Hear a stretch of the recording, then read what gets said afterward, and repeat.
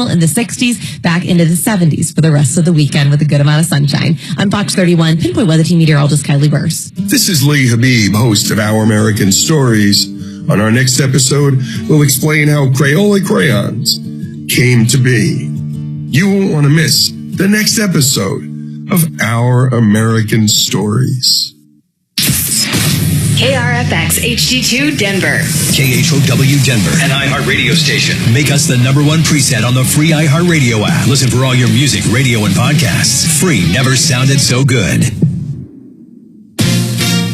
ABC News, I'm Sherry. President Trump on social media talking about today's unemployment report. President Trump touted the April jobs numbers and continued to defend his tariff policy, writing on... Which is 200,000 is probably about a $6,000 truck. Exactly. I'll tell you tomorrow. So it's like...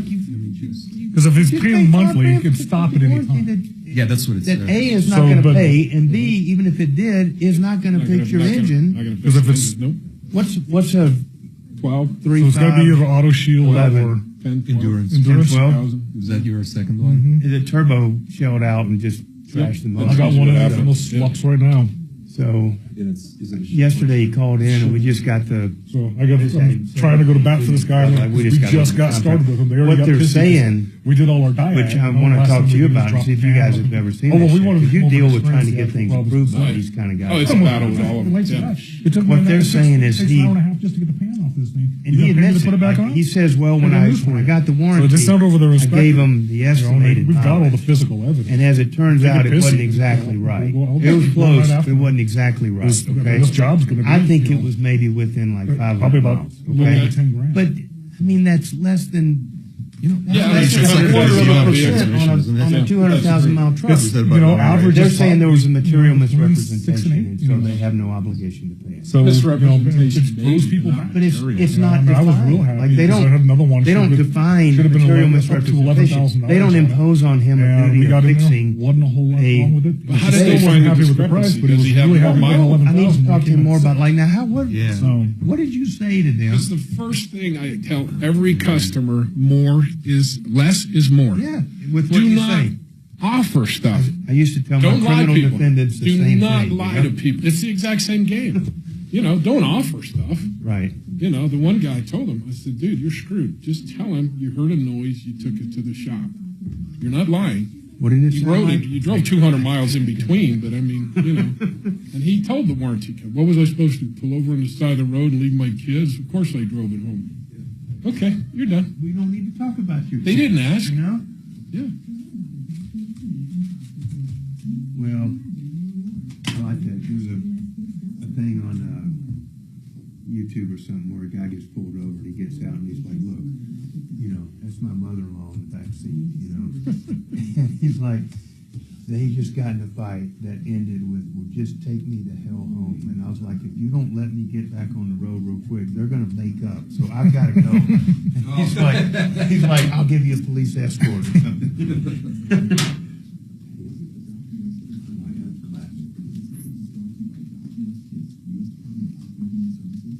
You seen the one too where the guy gets on there and he's INS is coming after all these people. I hope they don't find out about my mother-in-law. I would hate to see her getting taken away out of her apartment at 1, 2, 3, 4, 5 Hilltop Street. She's usually home.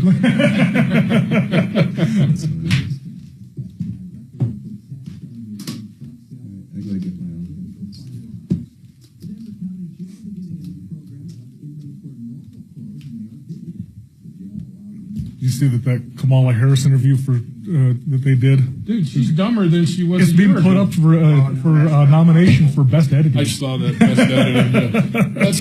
That's a joke, though, isn't it? I don't know.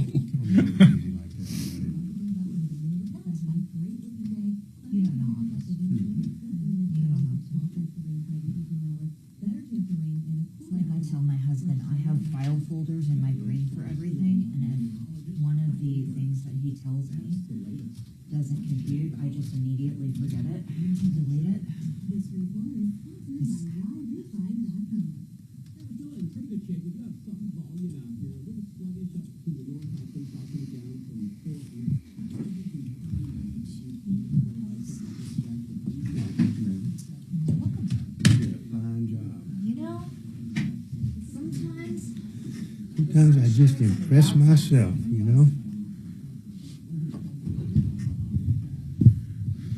What are we going to talk about today?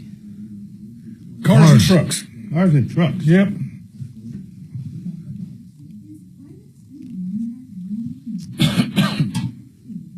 Well, that's good.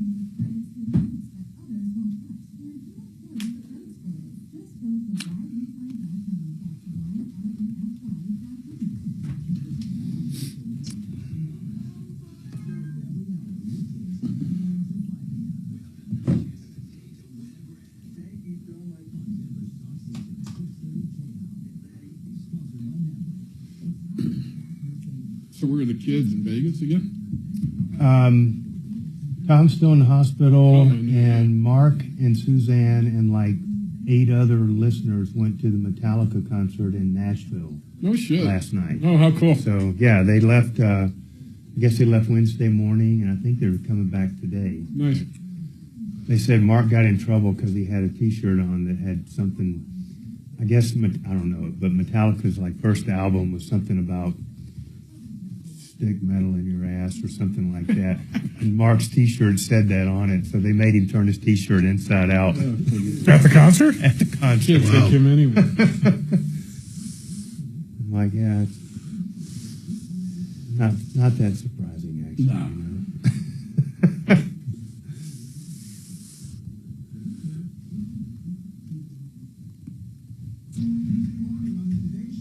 know? I see Mark a lot like your dog. You know, Yeah. starts shit, and then he's like, hold me back. You know?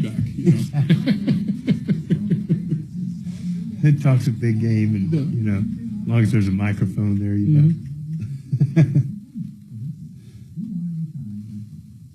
God dang.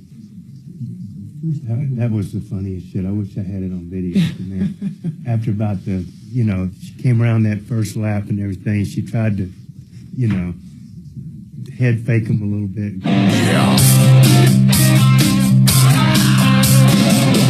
Ripped off, bad news. You need advice so you don't have to lose. We'll come running just as fast as we can. Troubleshooter's gonna help the common man. This is the Troubleshooter Show. Now, Tom Martino. Hey, good morning. This is John. You're not on. Hey, good morning.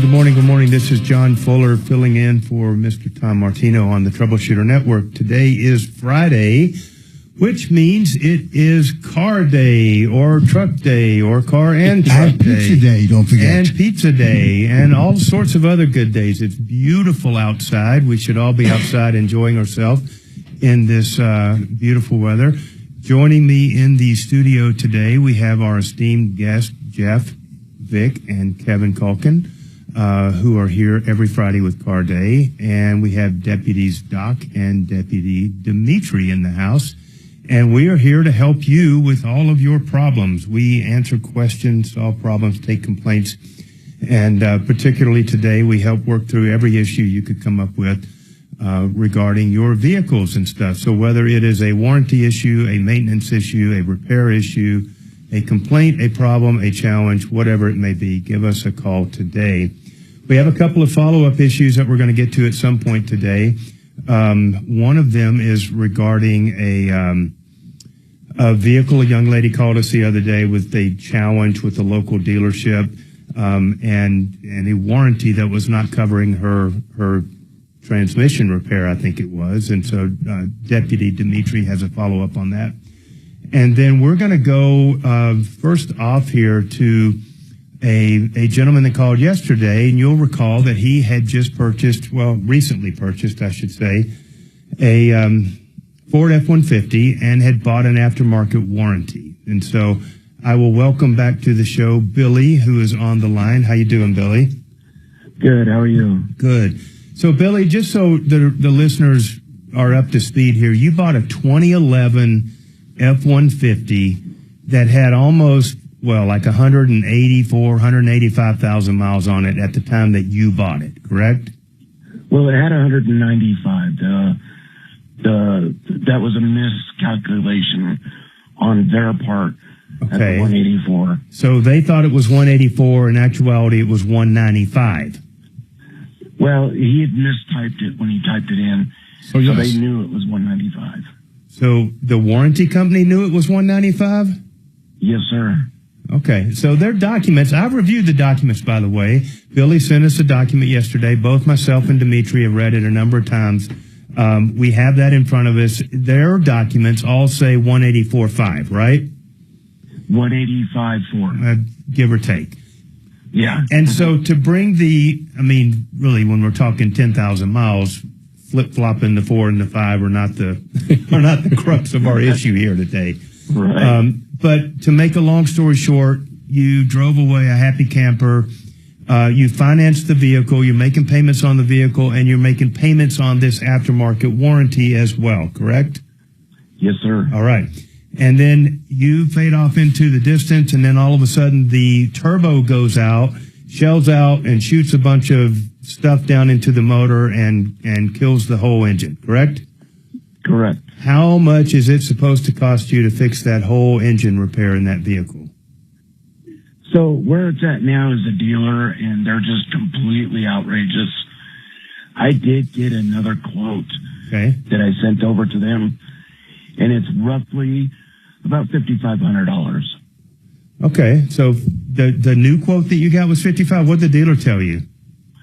Absolutely nothing. It was free? Or they didn't give you a quote at all? For the dealer. Yeah. No, so their quote was $20,000. Oh, okay. Well, that's the difference between rebuilt and used. Right. Yeah, there's no way it's $5,000. That's all used. So what do you think $5,000 is trying to rebuild the existing? That's a used setup. Just a used motor. Used motor, drop in. One. Yep. Labor and everything? That's low. That's pretty low. That's pretty low even with that. Well, depending on which warranty company this is, a lot of the warranty companies will only pay for used replacements, particularly on higher mileage vehicles. Sure. We're not even there yet. No. Okay. We're just trying to figure out how bad the damage is. So what I'm hearing you say is the best deal you've got is about $5,000 to put in a used motor, and that's through, is that an approved like real shop, or is that a buddy that does work, or? No, it is an approved shop. Okay. Cool. Yeah. All right. So fast forward, we then contact the warranty company, and the warranty company is a company called Endurance, and the Endurance contract is here in front of me, and Endurance had signed a contract with you promising to cover the next 100,000 miles of your ownership for the low price of $4,736. They were going to cover that thing mostly bumper to bumper, all the internally lubricated parts and a whole laundry list of stuff, plus everything under the sun that they wouldn't cover, right? Yes, sir. And you contacted them. Now, I'm curious, you told us yesterday that they just flat denied your claim because they said that you misrepresented the mileage. How did they come to find out that the mileage was different than what they thought it was? So when I initially signed the contract, I had let them know that it was $195,000. The gentleman that typed it in, fat fingered a key, did whatever. So when I had presented my claim, the maintenance records on that truck showed more than 185. Right. So the last maintenance record was like at 195. So are they using the provision that says you didn't provide normal maintenance on the vehicle, and that's why they're going to deny it? Or what are they saying? They're telling me that I didn't update with the actual odometer reading inside the 30 days allotted. But I had no idea that they needed that information. So I count myself as a pretty good reader, and I read that sucker 3 times at least, and I didn't see anywhere in there that it said that you had a duty to update and bring them up to speed on anywhere. Did they cite some provision of the contract that they're relying on for this? No, sir. Just word of mouth. Okay. Did they deny it in writing? No, they haven't given me anything in writing. Did they say that you had materially misrepresented the vehicle and that's what they were relying upon? Pretty much, yeah. Not pretty much. Did they use those words? Not exactly. They turn around and... So the whole denial was because I didn't call in with the original odometer reading. But the estimate that I gave them was less than 600 miles off. Okay. So I'm confused again. You told them 195,000. Somebody fat-fingered the 184 or 185 on the contract, and then they noticed that some of your maintenance records were off by 10,000 according to their books. Did they ask you about the mileage? I mean, how did this come up? I don't really know how we ran into problems with them. So the shop had called me, the dealership had called me and said that Endurance had denied the claim. So I had called to find out why, and their excuse was because I didn't update the odometer reading inside that first 30 days. Okay. All right. Billy, hang on a second. We got to go to a quick break. We're going to try to analyze this thing here and come up with a game plan. So hang tight for a second. You're just not going to get an answer to that question. I'm not. No. I don't. I mean. Well, I mean. Here's the thing. It's not in the fucking contract. There is nothing in there that says you got to update any material, typos, anything at all. There's nothing in there. All it says is they can deny it based unless on material there's something in the misrepresentation. application. Maybe. Yeah. That's declare that's under where that penalty would of be, perjury yeah, that everything's accurate or something. Maybe. I don't have that application. But they have to cite it. And even still, I mean, in the end, he gets his money back on this contract that they're not going to honor, so they got to give him his money back. Right. Or they cover $5,000. So, I mean, it's a wash. He's getting what he wants. And in fact, if he can get the motor done for $5,000 and he gets most of it, well, it's payment, so it's not going to cut him a check. But right. So he may not get back anything, really. They may won't just be obligated for the rest of his life. Wash the payments or something. But so I'm just going to ask you guys to talk about dealing with these companies as a shop that's trying to get stuff done, because particularly with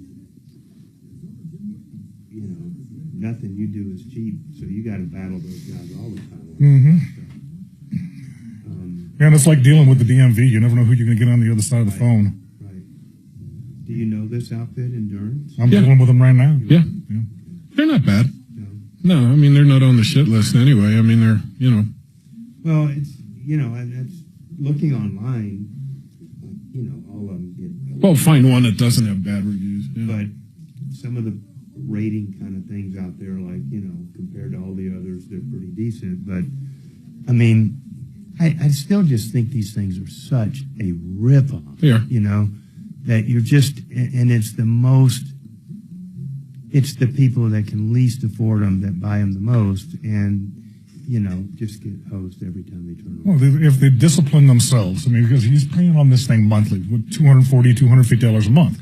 Set up a separate savings account and just dump $240 or $250 a month into that. By the time you need a repair, it's going to be primarily covered. Yeah. And you did it yourself. And you're not paying all the interest on it. And you're not having some of the extended wait times that you're going to have. Not having to have somebody else look over your shoulder and approve or disapprove. Mm-hmm. You're just dealing with it straight, cash, easy, done, Well, and then, like I say, some of the extended wait times. We do the initial diagnostic, then you got to get a hold of the warranty company. Then, depending on the scope of the repair, they send out an inspector. They want to take a look at it before you even disassemble the gosh darn thing. Then you disassemble it. Now they have to send out an inspector again. Each time they do that, they quote you anywhere between 24 to 72 hours before you'll see the inspector. Right. So you got an additional 2 to 6 days you're waiting on this car repair. Sitting on your property. In the meantime, the customer you get has the okay, and now you're waiting on parts. Now you're waiting on parts, exactly. Because I'm not going to invest into the one I've got right now. It's a 10R80, so it's a $10,500 job. Yep. And I'm not going to invest all my money into these parts until I know that somebody's going to pay for it. Yep. No, we're working on one at Dodge with a camshaft lifter problem. Go figure. Huh? Mm-hmm. 2 lifters are out. The warranty company would pay for 2 out of the 16. So will the customer be smart enough to pay for the others while we're in there? Right. No. Nope. What are the chances of those being the only 2 that ever go out? 0. Yeah. You want to take part of that action? Yeah, that's a pretty safe bet. Right. So, but that's the other part of the equation in an old is, Ford, they're like, well, if they're going to cover them when they go out, why do I want to pay for them now? Right. And they're like, okay, well, you can save a month of this nonsense. Or in a month or 2, when you lose another one, you can bring it in and we'll go through this whole process again. Well, they're paying for it. I'm not paying for it. Just like, dude, we're talking about $1,000, to get another set of lifters in here. You got a good truck and you drive it. That's not worth $1,000. Right. But no. We got to make sure on our paperwork as to exactly which cylinder we put them in and document it with a photograph. Because then they're going to come back and say, it's warranty. You guys just did it. Right. Yep. I hate doing it like this because, something lets go and you have catastrophic damage. Right. They're going to blame it. Then everybody's doing this. Yeah, for sure.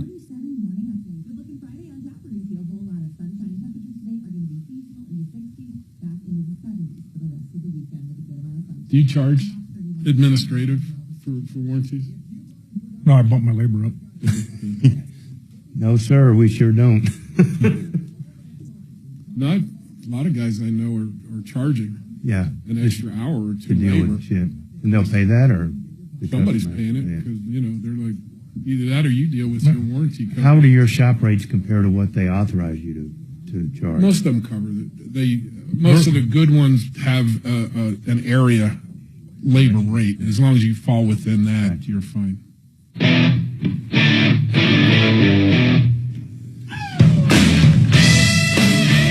All right. Good morning. We're back live on the Troubleshooter Network. John Fuller here, filling in for Tom and Mark. And in the studio with me are Jeff Vick and Kevin Culkin. Today is car day. And we are knee-deep in an issue with Billy that started yesterday. Zoe, I promise I'm going to get to your issue here in just a little bit, but hang tight with us. Just to recap, Billy bought a F-150 and bought a warranty on it, and we're going through a number of steps here to figure out why exactly this warranty company denied Billy's claim when the turbo went out and the whole motor got shot. And we're kind of going in circles here, Billy, between what happened and the Kevin in the studio here maybe solved it by guessing that the original misstatement, was that in an application that was made to them that they're relying upon? Is that where they got the 180, 185 plus or minus mileage on this vehicle? No, over the phone. Over the phone. Okay. So, here's my take on it, okay? I've read the entire 36-page contract, like 3 times at least. I've highlighted it. I've gone through it. I've got it here in front of me. I'm going to tell you why this was perhaps the worst financial decision that you've ever made in your life. And then I'm going to try to tell you why or how we get out of this thing, okay? If you misstated the mileage, and I don't think there's any allegation that there was some intentional misrepresentation going on. It sounds like to me this warranty company is trying to use that misstatement, quote unquote, of miles to somehow almost invalidate the entire warranty. And the only way to cure that, that breach, if you will, is to give you your money back on it and to just wipe it off and wipe the slate clean. Now for you, that still leaves you with a truck that's got a $5,000 repair that you need. But that's better than owing $5,000 on the warranty and a truck that has a $5,000 motor that it needs, because you're still making payments on the truck and you're still making payments on the warranty. And so we got to get rid of the warranty and get rid of the payments on the warranty. And that at least frees up a couple $100 a month for you to figure out how to pay for this $5,000. But here's a couple of things that you may not have noticed. And I'm really not calling you out on this, Billy, because you're one of thousands of people that enter these things. I'm just trying to make people understand why these things are so bad of an investment to make on your vehicles. The first thing is they're not unlimited. I mean, you're not buying a new vehicle with a bumper to bumper, take it or leave it. Anything that happens to this vehicle, we're going to cover it. These things are 100% of the time capped and limited in the amount of money that they'll pay out on a deal. It's kind of funny. We're sitting here in the studio, and there's a commercial for this outfit that just came on the television in front of us. So, I had a point. What a coincidence! That's just too darn funny. But nowhere on the commercial does it show that they're capping and limiting their benefits to the amount that they do in the contract. But surprisingly, here, do you know what the cap is? Have you looked at it to see? I have read through that contract, and I do know it states $125 in labor costs. Yeah. No, here's what it states. We're never going to ever pay more than $10,000, period, over the life of this contract. So that could be, 5 different repairs of $2,000, but once they hit 10, they're done. Or the trade-in value of your vehicle at the time that the covered repair, needed to be made. So you're talking about an F-150 that's almost 15 years old with 200,000 miles on it. Do you know what the value of that truck is today? I don't. I'll tell you that NADA's trade-in value puts it at between about $500 and maybe $6,500. So here's the thing. The maximum they're ever going to pay on that contract is about $5,500. Let's call it $6,000 just for the easy math, okay? Okay. So you paid almost $5,000 for a warranty that maximum is going to never pay over the life of the warranty more than $6,000 towards a covered repair, if they even decide that it's truly a covered repair. But that's a shrinking cap too. Next year, that truck's going to be worth less. That's exactly right. And so, they allegedly covered that thing out to 200 and what they thought was 280,000 miles. What the heck is an F-150 with 280,000 miles worth? $2,000, $3,000? Yeah, it's going to every month. It's going to be less. So every month their maximum exposure goes down, but your payment stays the same, and you're paying interest on that every single month for the life of this thing. Does that seem like a good investment for you? Not really. No, not that it. And I'm guessing that nobody sat down and explained that to you, that we'd like to sell you something that's going to cost you a fortune. We'll never pay off a benefit on it. And if we do, the value of the benefit's going to eventually, really quickly, be less than what you're paying us for it. Right. I mean, that's just crazy that anybody would buy these things. And so, here's the good news for you, Billy, and I mean this sincerely. This company had 3,800 complaints against it last year. Wow. They do seem to be fairly responsive to very public complaints. And I think that what we should try to do in this case is have Deputy Dimitri contact this company on your behalf. It may require you to be on the phone with them. I don't know what level of communication they'll have.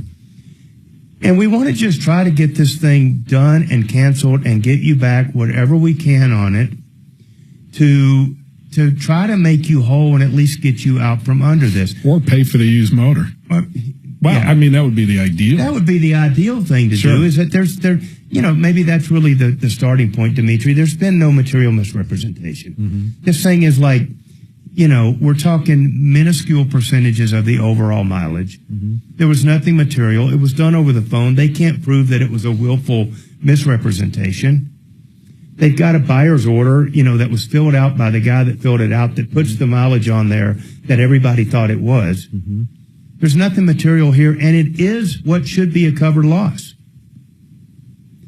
But worst case scenario, if you only get him out of it, you've done him a favor, right? Right. And now one of the things that our caller needs to keep in mind is I too read the contract, and if he is successful at canceling it, which there is a cancellation provision in the contract that seems to be pretty straightforward, he's not going to get a refund for what he already paid. Well, I don't think he's going to get that anyway because he financed it. So it's not like he paid it off in full out of cash. So the best they can do is to try to unravel this thing. And yes, it will be prorated, but you know. But it's better than God knows how many more years of almost $200 a month for. I have a question. Would it be helpful at all to ask them to send him a written statement of why they're denying the claim so that you have something concrete to talk about when you call them? That's never a bad idea. I mean, you guys deal with this warranty company. What's your experience with them? I mean, well, all warranty companies look for an out. Right. That's their first step, is to try to figure out how to not cover stuff. So, you know, and I can see why they have a mileage clause. I mean, this one, wasn't as egregious as, you know, I had 300,000. I told you I had 50,000. So I'm sure it was just an automatic trigger. You know, I mean, a conversation may just solve the whole thing. It's curable. Knock 10 grand off the end date of this thing and call it good. I doubt seriously that their actuarial tables make a Ford truck with 195,000 miles any more expensive, respectively, like they wouldn't have covered it. Ford truck with 185,000 miles. I mean, come on, it's not. It's just not that big of a deal. I found most of these outfits, you get to the right person with the right attitude, with the right information, and it's solvable. Yeah.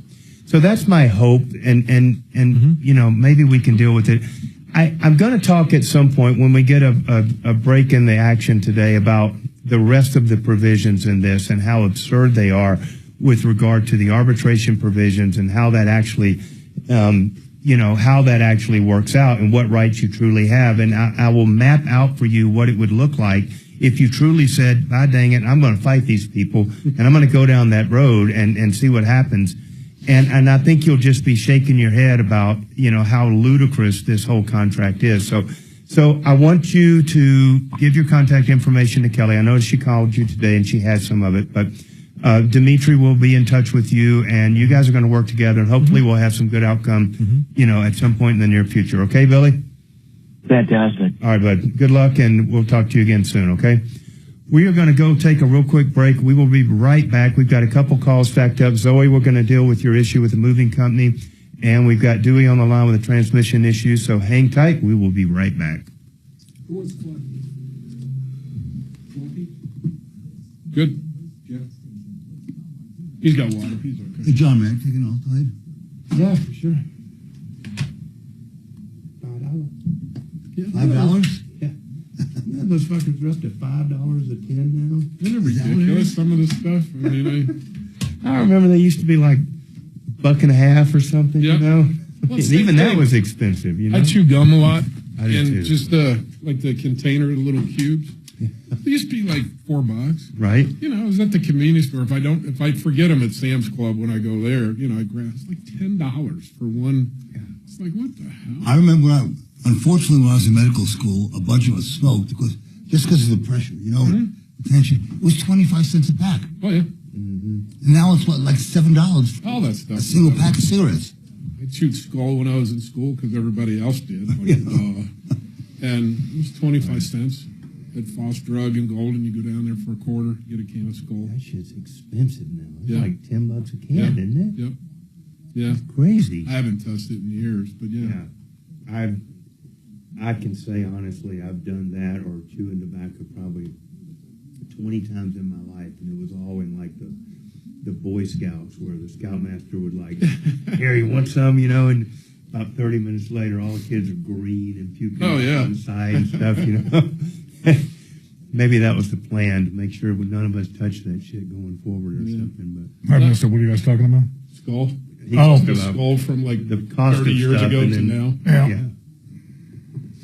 Because I was in mining, so everybody, when you go underground, it's a federal crime to bring smoking materials underground. Makes sense. You know, they do random searches. Right. They'll arrest you if you got a lighter or something in your lunch bucket or something. Wow. Yeah. So anybody who was a smoker turns into a Skull Copenhagen person because you're underground for 8-12 hours. Right.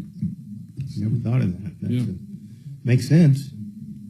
Yeah, I was a Copenhagen guy for 40 years. I was. Yeah. For 40? Mm-hmm. Yep. Started when I was 12. That's way harder than smoking to quit. It's brutal. Yeah. It is, yeah.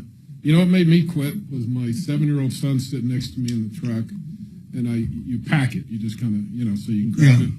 And then he picked up the can and said something along the lines where, I'm going to chew just like you. And it was like, what the fuck? Like, that was it, right? Holy crap. Yeah. That's when I started chewing a lot of gum, and I had to have something going on. Yeah, that's why I still do these. Yeah. Yeah. And I get the lighter milligram ones because I only can put 2 in. It's more like having a dip in my mouth. I have, what are those, Nicorette or something? They're nicotine pouches. Okay, gotcha. So, yeah, I smoked, for probably 30 years, 40 years total. And I quit a couple times, but eventually you just put the shit down. And I really like it. Like, I can't smoke cigars without inhaling. Like, there's just something. I smoke cigars, though. I like a good cigar. I can't smoke a good cigar without going. I'll pull on a little heavy once in a while. Just be even better with a nice big inhale, Yeah, that's perfect, But summertime, I love them. Some kind of adult beverage on the patio. got the smoker going. Yeah, exactly. I got my nicotine lozenges. I've never smoked. Yeah. But, man, nicotine is fucking awesome. If anybody wants one. We stopped smoking because we decided either we're going to have a kid or we're going to continue smoking. Right. Not both. Not both. So we were coming back from Cabo, we got off at Stapleton, threw our cigarettes into the trash. I never found it that hard. I mean, I got kind of convinced that of the medical science about the shit's out of your system in 48 hours, and I'm just like, I can gut through anything. It's a habit, I think, more than an addiction for me. It was a habit. Yeah. Because But I can't just, what I can't do is just smoke a little or smoke a cigar every now and again. Like, that just brings it back instantly, you know? So, one dip and it's over, man. Yeah. Oh, yeah. It's over. See, I can't. If I put a dip in there, I'll pass out. I just, I quit a couple of times. Just that rush that you get with. Yeah. No, it's. Oh, it hits the. But then it screwed up my teeth. I mean, I got I tell you, if somebody told me that I had terminal cancer on the way home from the hospital, I'd stop and buy a pack of cigarettes. Yeah, why not? Just say screw it, right? Why not? Right. Well, I started experimenting with nicotine a year ago because of this huge body of... You started a year ago. Yeah. How old are you? There are actually health benefits to it. No, there are a lot of health and cognitive benefits to actually being on nicotine. And I've been using it every day. Okay. They really are. I could find a study. Nicotine is actually technically not addictive. It's all the chemicals that they put into cigarettes and into Copenhagen and everything else. Right. Yeah, the nicotine gum and lozenges have never been shown to be addictive. And I've experimented with that in the past year. I went cold turkey for 1 month periods twice. And I never craved them. What I did miss is the alertness and the cognitive performance edge that I guarantee you nicotine gives me. Oh, yeah. It gets in your bloodstreams, opens them up. Right into my brain. It's a naturally occurring chemical, and it's in a lot of foods. We have more nicotinic receptors than any other receptor in our brain. And there must be a reason for it. And so that's... right? There must be a reason. Well, it's hard to argue with evolution, right? It's very hard to argue with evolution. I have ice cream receptors. I have pizza receptors. I have more pizza receptors than nicotine receptors. Yeah, good old country gravy, baby. Yeah, but it's, I mean, the studies that I've read are amazing. And it's really smart for using nicotine.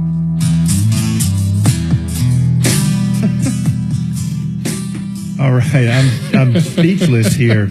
John Fuller for the Troubleshooter Show here. We are having a riveting conversation where Dimitri is trying to explain to us that nicotine is practically good for you. I think is the best way to sum it up. So we are having a lively discussion about that, but we're going to go to the phones again here. And Zoe, you've been holding for a while. You've got an issue with a moving company. What is going on, Zoe? Hello. So I recently moved from Colorado to Massachusetts. Okay. And I did some research online of movers that are good with interstate travel.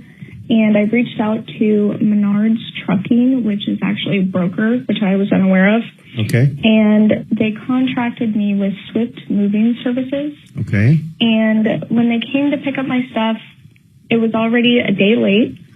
And I wasn't contacted about who my carrier was, so I was unclear of who to pay, how to pay.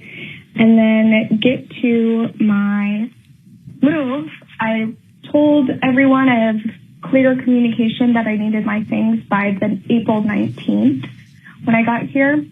And they let me know the day before that was actually my first available date, but this was not listed on the bill of lading that I signed with the carrier. And so on their contract, they have 21 days to deliver it to me, but I have still not gotten my things. And in addition to that, they tried to tell me that they would need a shuttle to bring it to my apartment, which was never communicated. They already had the address back in April. It's now May. And now they're telling me because they sent me a COI saying that they had general liability and workers' compensation coverage. They would not give me the policy number or the insurance information. And I was told by the broker representative that they actually did not have any active workers' compensation. So my property management wouldn't allow them to bring my things, which I told them back in April that they needed this. And so now I had to hire a separate moving company with actual insurance to pick up my things. They said they were going to put it in a storage unit, which they didn't end up doing. So now I'm having to have a reputable company pick up my things from the truck. Are you at least going to get your stuff? I mean, that's the next chapter. I'm just waiting for you to say that your stuff was missing. Yeah, and the driver themselves actually reached out to me and said, if they come after 2 p.m., we will not be here. So I don't even know how to handle this situation, but I know that I'm going to speak with the attorney about fraudulent claims of insurance coverage because this is ridiculous. Zoe, how can we help you today? Hey, Zoe, I just have one quick question. Was the broker in Florida? Yes, they are. Broker was in Florida. Yeah, I just looked them up. They're in Florida. Yeah. We said this just to all the people listening. Anytime you get somebody that's a broker in Florida, do not pass go, do not collect $200. You hang up and find somebody else. Every time we've heard a story like this, for the past, I don't know how many years, it's always a broker in Florida. Yeah, and I filed a claim with the SMC or SCSA, and I've been in contact with the owner of the brokering company saying he's going to try and figure it out and get me a deal.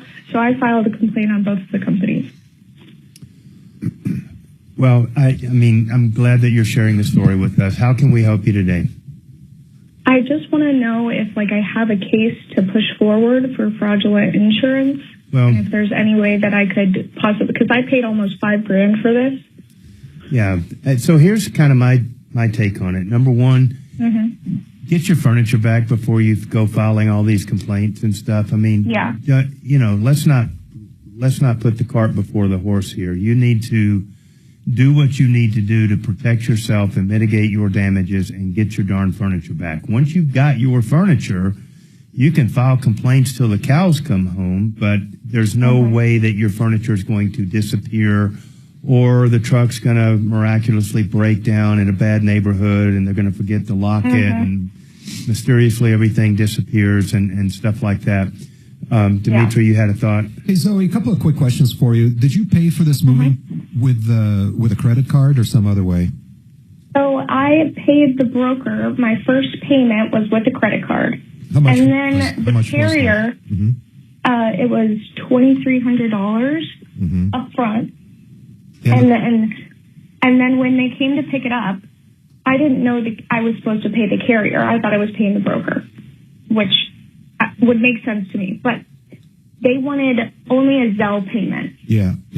So what was the total contract price that you had planned on? So initially my quote was around $3,500 because I was trying to beat a pod price. But then once they had all my stuff, they said, it's more cubic feet. I'm like, okay, I understand that. So what and was the then total? it ended up being like $5,500. And so you paid, it sounds like you paid about $2,300 on a credit card to the broker, and then the balance in Zelle to the actual moving company. And So I paid them. How much more? I paid them $50. Yeah, I understand. And roughly speaking, how much more is this going to cost you to actually get your stuff back? To get my stuff, it's gonna cost me another $1,680. That's not bad. John, what do you think of this? There's no chance she's going to get any money back from the actual moving company. That's why it was a Zelle payment instead of a credit card. Zero. How about if Zoe's, after she gets her stuff back, her first step is just to dispute the charge on her credit card because she paid for a service that turned out not to have been provided. That will at least, she's not going to get made whole, but at least it will help mitigate her damages to the extent of $200. Well, even for fraud, she's got 60 days from the statement date when she paid that. Okay. Well, yeah, you're right, Jeff. Now, in my experience, some credit cards allow you, so in my case, I have a credit card that allows a year for me to dispute something. It really depends on who issued the credit card. It's kind of what it looks like. And it doesn't sound like it was long ago. It doesn't sound like it was very long ago anyway. So, John, I mean, does she have any downside to disputing this thing on the credit card and documenting all of these losses? I mean, the only downside is that they potentially deny it. I mean, there's no real penalty for asking. No, but the broker provided a service. The broker got her set up with a moving company. They're going to tell the credit card company, look, she paid us to find a mover. We found a mover. If there was a problem with the mover, then she needs to deal with that. They, that's their out. So, did you sign any kind of a contract with Menard? So I signed 2 separate bill of lading. So the first one was my estimate. Not the bill of lading. And then I signed. Not the bill of lading. Was there an actual contract? It's not even a full contract. It's just an estimate, a binding estimate, which ended up not being binding, if that makes sense. And that's the estimate from Menard? Mm-hmm. Okay. Well, that turned into a contract, right? John, after she made a payment, that estimate became a contract. Yeah. I mean, seems like the only real issue, though, is the $1,600 additional that she's having to pay for the lack of insurance. The rest of it, they can argue. I'm going to just be straight with you, Zoe. If you get out of this and you get your stuff back, and at the end of the day, you only got fleeced to the tune of $1,600, you're not doing too bad. Yeah. I would file the fraud claim with your credit card and see what happens. Throw it against the wall. Who knows? You may get lucky on that and get some of that back, or at least open a dialogue about that.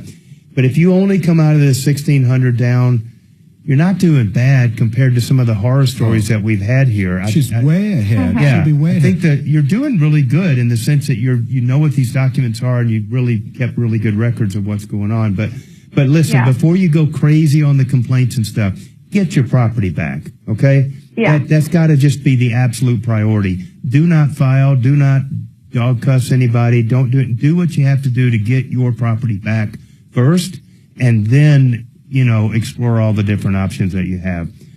Best of luck. Let us know how it works out. Appreciate the call today, Zodi. Have a good day.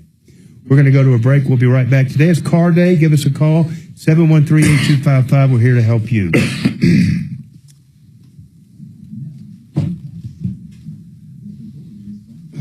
I don't know why. I mean, it's like these warranty companies. Every single fucking person gets victimized in a movie. Every single one of them. When I move with a dumpster. I throw it away and buy new when I get there. Right.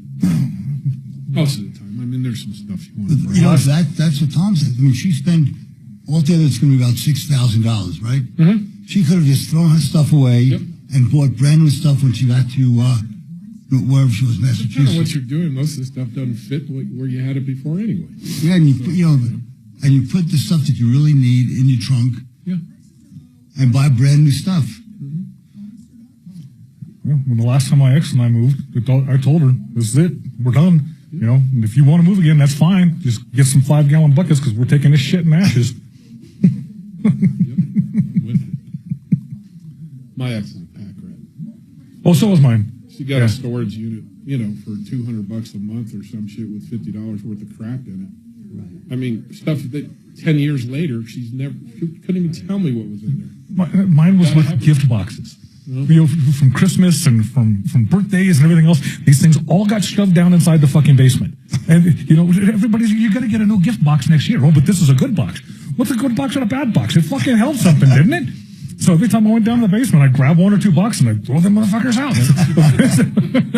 They don't miss them either. No, they never know. We just don't go down in the basement ever. No, that's... No, because then we just fill up with boxes. Now I got a fire hazard. Sounds like Suzanne talking about Mark. Yeah, Mark and the barbecue grill. And of course, the girl they threw away is the one he wanted. That's funny. I forgot to ask Brad yesterday, how many units do you have to have so that you must have a sprinkler system? Oh, I don't know. Would be interesting to find out. Well, you don't have sprinklers where you are? No, I'm just curious. How many units for what? Well, apartments or condos? Before I moved into my new place, I had 14 months. I rented a place. I sold my old place, rented a place while my new place was being built, and it had sprinklers. But I was just wondering how many units a place has to have before the landlord is required to have a sprinkler system. Oh, sprinkler, like safety? Yeah, safety sprinklers, yeah. Not a lawn sprinkler. No. I'm thinking lawn sprinkler. I'm sorry. The grass looked good, man. I was going to say, I thought that was optional. I didn't know that was a requirement. Yeah, I know that at our shop, because we're 3 separate, well, technically we're 6 separate units. Or 5 separate units, excuse me. The 2 in the middle, but myself and the one in the middle, the wall was removed to make for the larger space. When the guys that used to be next to me were in there, they also had paintless dent repair going on. It was part of their own company, and they actually cut a man door in between that unit and the adjoining 2 units. But as soon as they did that, as far as the fire department was concerned, it was 1 unit, and they were going to force them to put in sprinkler system. Yeah, to the tune of something like $42,000. Oh yeah, no, it's not cheap. Yeah, I would have took the door out. They ended up covering that door back up.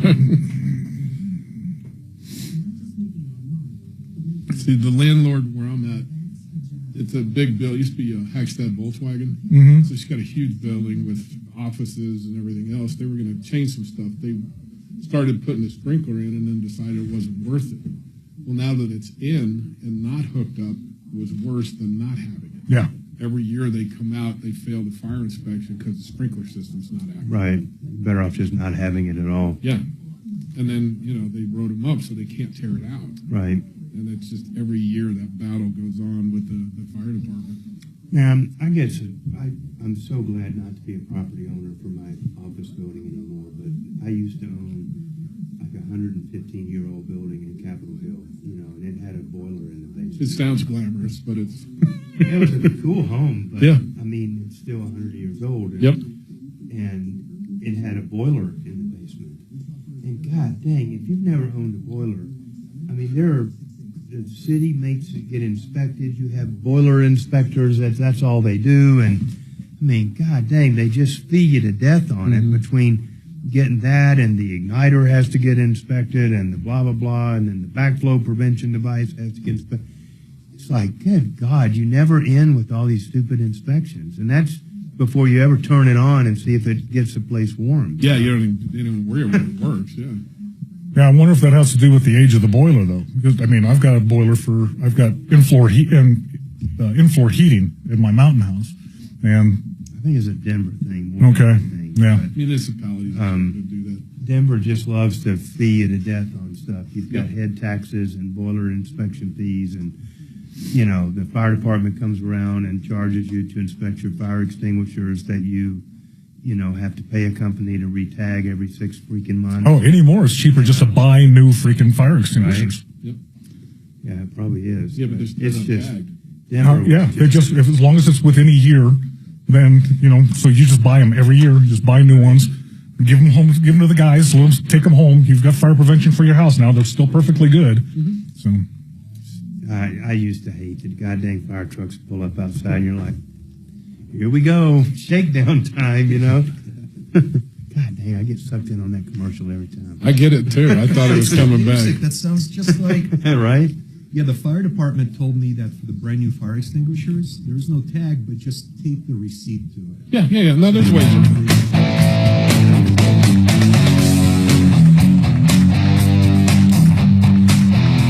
All right. Good afternoon, John Fuller here on the Troubleshooter Network. All right, good afternoon, John Fuller here on the Troubleshooter Network. We are here on Car Day, and we have some callers lined up. We're going to go directly to the phone, but if we can help you, this is an opportunity to get in without a whole lot of people in front of you. Just give us a call at 303-713-8255. We have in the studio Jeff Vick and Kevin Culkin, who are veritable experts on all things automotive, and so give us a call. We are here to help you with your issues. First, we're going to go to Priscilla, who it says here is having an issue with breaking your lease. What is going on, Priscilla? Hi. So I have a previous landlord. I'm currently paying 2 rents because I had to get out of my old space for my mental health, and I have now cleaned out all my belongings from there. So kind of just a synopsis of what the landlord was doing. They were restricting any guests in the house. They did not allow me to have guests to visit overnight, anything like that. They also were you just renting a room in this house, basically? Yeah, just a single room. The rest of the house Okay, got it. Go ahead. very much theirs. And they put up cameras in the house without telling the tenants. It was myself and another person that were living in the basement of basically this house with a couple living upstairs as the landlords. And so realizing that it wasn't going to be a place that I could safely exist. Did you know they put cameras in the place, or were they secret? They did not tell me beforehand, no. Okay, but did it just show up on the coffee table? I mean, did you know they were there, or did they secretly record you for a period of time? It wasn't secret. They put them up in the living room and the kitchen and the dining room. Okay. So, and I did some research yesterday into consent party laws in Colorado, and because basically it said that if you have reasonable expectation of privacy, it's not illegal, but also you're inside your own house. Would that be a reasonable expectation of privacy? Especially if you don't have access to the recordings or knowledge that it's happening. So you ended up moving out of this place, you said, for mental health reasons, and into another place? Is that why you have 2 rents going on? Yes. So I'm currently in a safe situation. I'm living with my partner, so it's definitely not an immediate situation that I need to be around these people. And I recently went back and cleaned out the rest of my, I moved the majority of my things a few months ago, but haven't been able to build up the gumption to go back to finish out everything. So how can we help you today, Priscilla? So I was hoping that I could get any suggestions on ways to move forward. Last night, they also, when I went to clean up my stuff, they had ripped out the floor in my room and are doing a full construction project in the space that I'm paying for. Okay. They also refused any attempts to find a replacement tenant. There were several times that I tried to bring somebody or get somebody that wanted to take over my lease. Hey, Priscilla, hang on. We'll be right back after this break. We've got some ideas for you. Jason and Dennis, hang on. We'll be with you as well. We got to go to this break. Thanks for listening. What the F?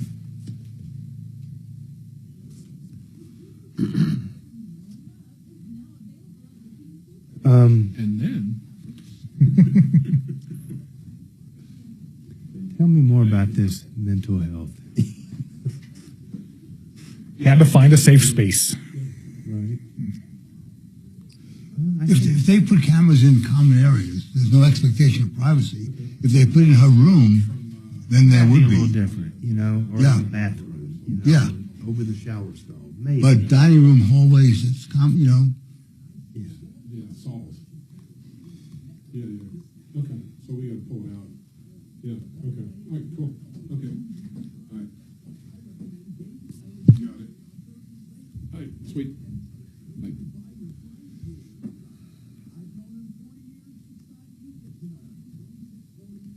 God dang, there's so many issues where it's like, yeah, you know, that's the solution, you know.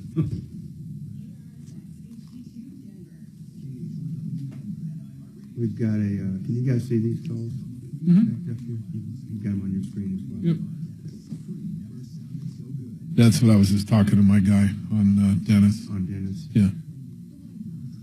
Yeah, I wonder if there's something going on over right now at Saul's Auto Tech. I just had one of their techs come in. He'd been there for a week and his first paycheck bounced. Have you heard of that place, that Sheridan? Jeff, have you ever heard of Sheridan Auto Tech?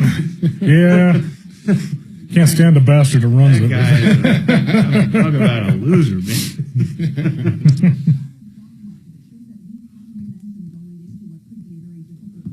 He's had a lot of horrible reviews, though, this guy. Saul. It's Saul's, actually. Saul. Yeah. He's right over off of Arapahoe Road. Big shop, 7 days a week. They just crank stuff out. Right. Just don't do it right. He was on TV for the longest time advertising. Was he? Yeah, like Channel 2 on the, like in between on the news and stuff, or one of those. Yeah.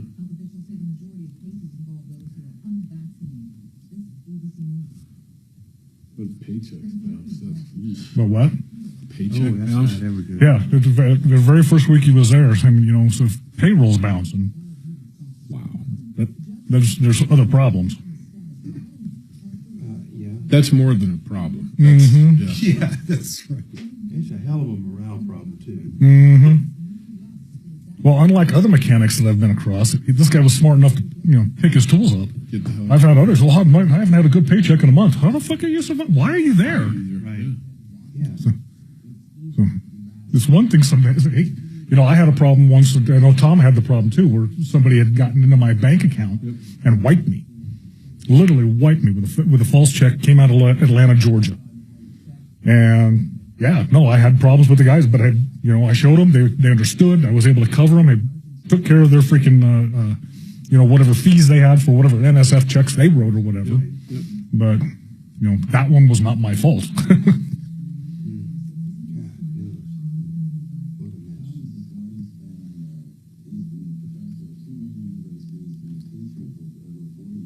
It's one reason I like Chase's business account, the security they got on it. Yeah, I just get all the damn fees. I don't pay any fees. Yeah. But it's every check that comes through over, you set your limit, has to be approved. Mm-hmm. And then you can actually change the amount of the check before they clear it. Well, they just send you an image or something to... I sign in the morning, go to security, and these are the checks that are going to be presented. And say I wrote it for, it's supposed to be 1101, but it came out 1101 or something weird. I can fix it. Take care of it, and then every ACH, I have to approve or they will decline it. Right. That's how I have mine set up. Awesome. Yeah. My bank is, I get in checks from insurance companies and pay them out to the clients and stuff. And I've had some interesting people present down there with checks and cash and stuff, you know. And they'll call me. Almost every time. They're like, Jeffrey Jones is in the lobby here. Yeah. You know, and he's got a briefcase. got Yeah. a $12,000 check he'd like to cash. That's good. You take care of Jeffrey, you know. Yep. Or I'll call him in advance sometimes and be like, this guy's going to want 20 grand. You might want to order the cash or something. They're usually pretty happy when you let them know that, you know. Oh, yeah. I've had a couple of shady ones where, I had this one couple that I know damn well. I just know that the fruits of their case benefited the local drug dealers in the area you know. And these guys were rough. I mean, they just were rough around the edges. And the bank called me, and they're like, we're needing to know what they do for a living. And I'm like, no, you don't.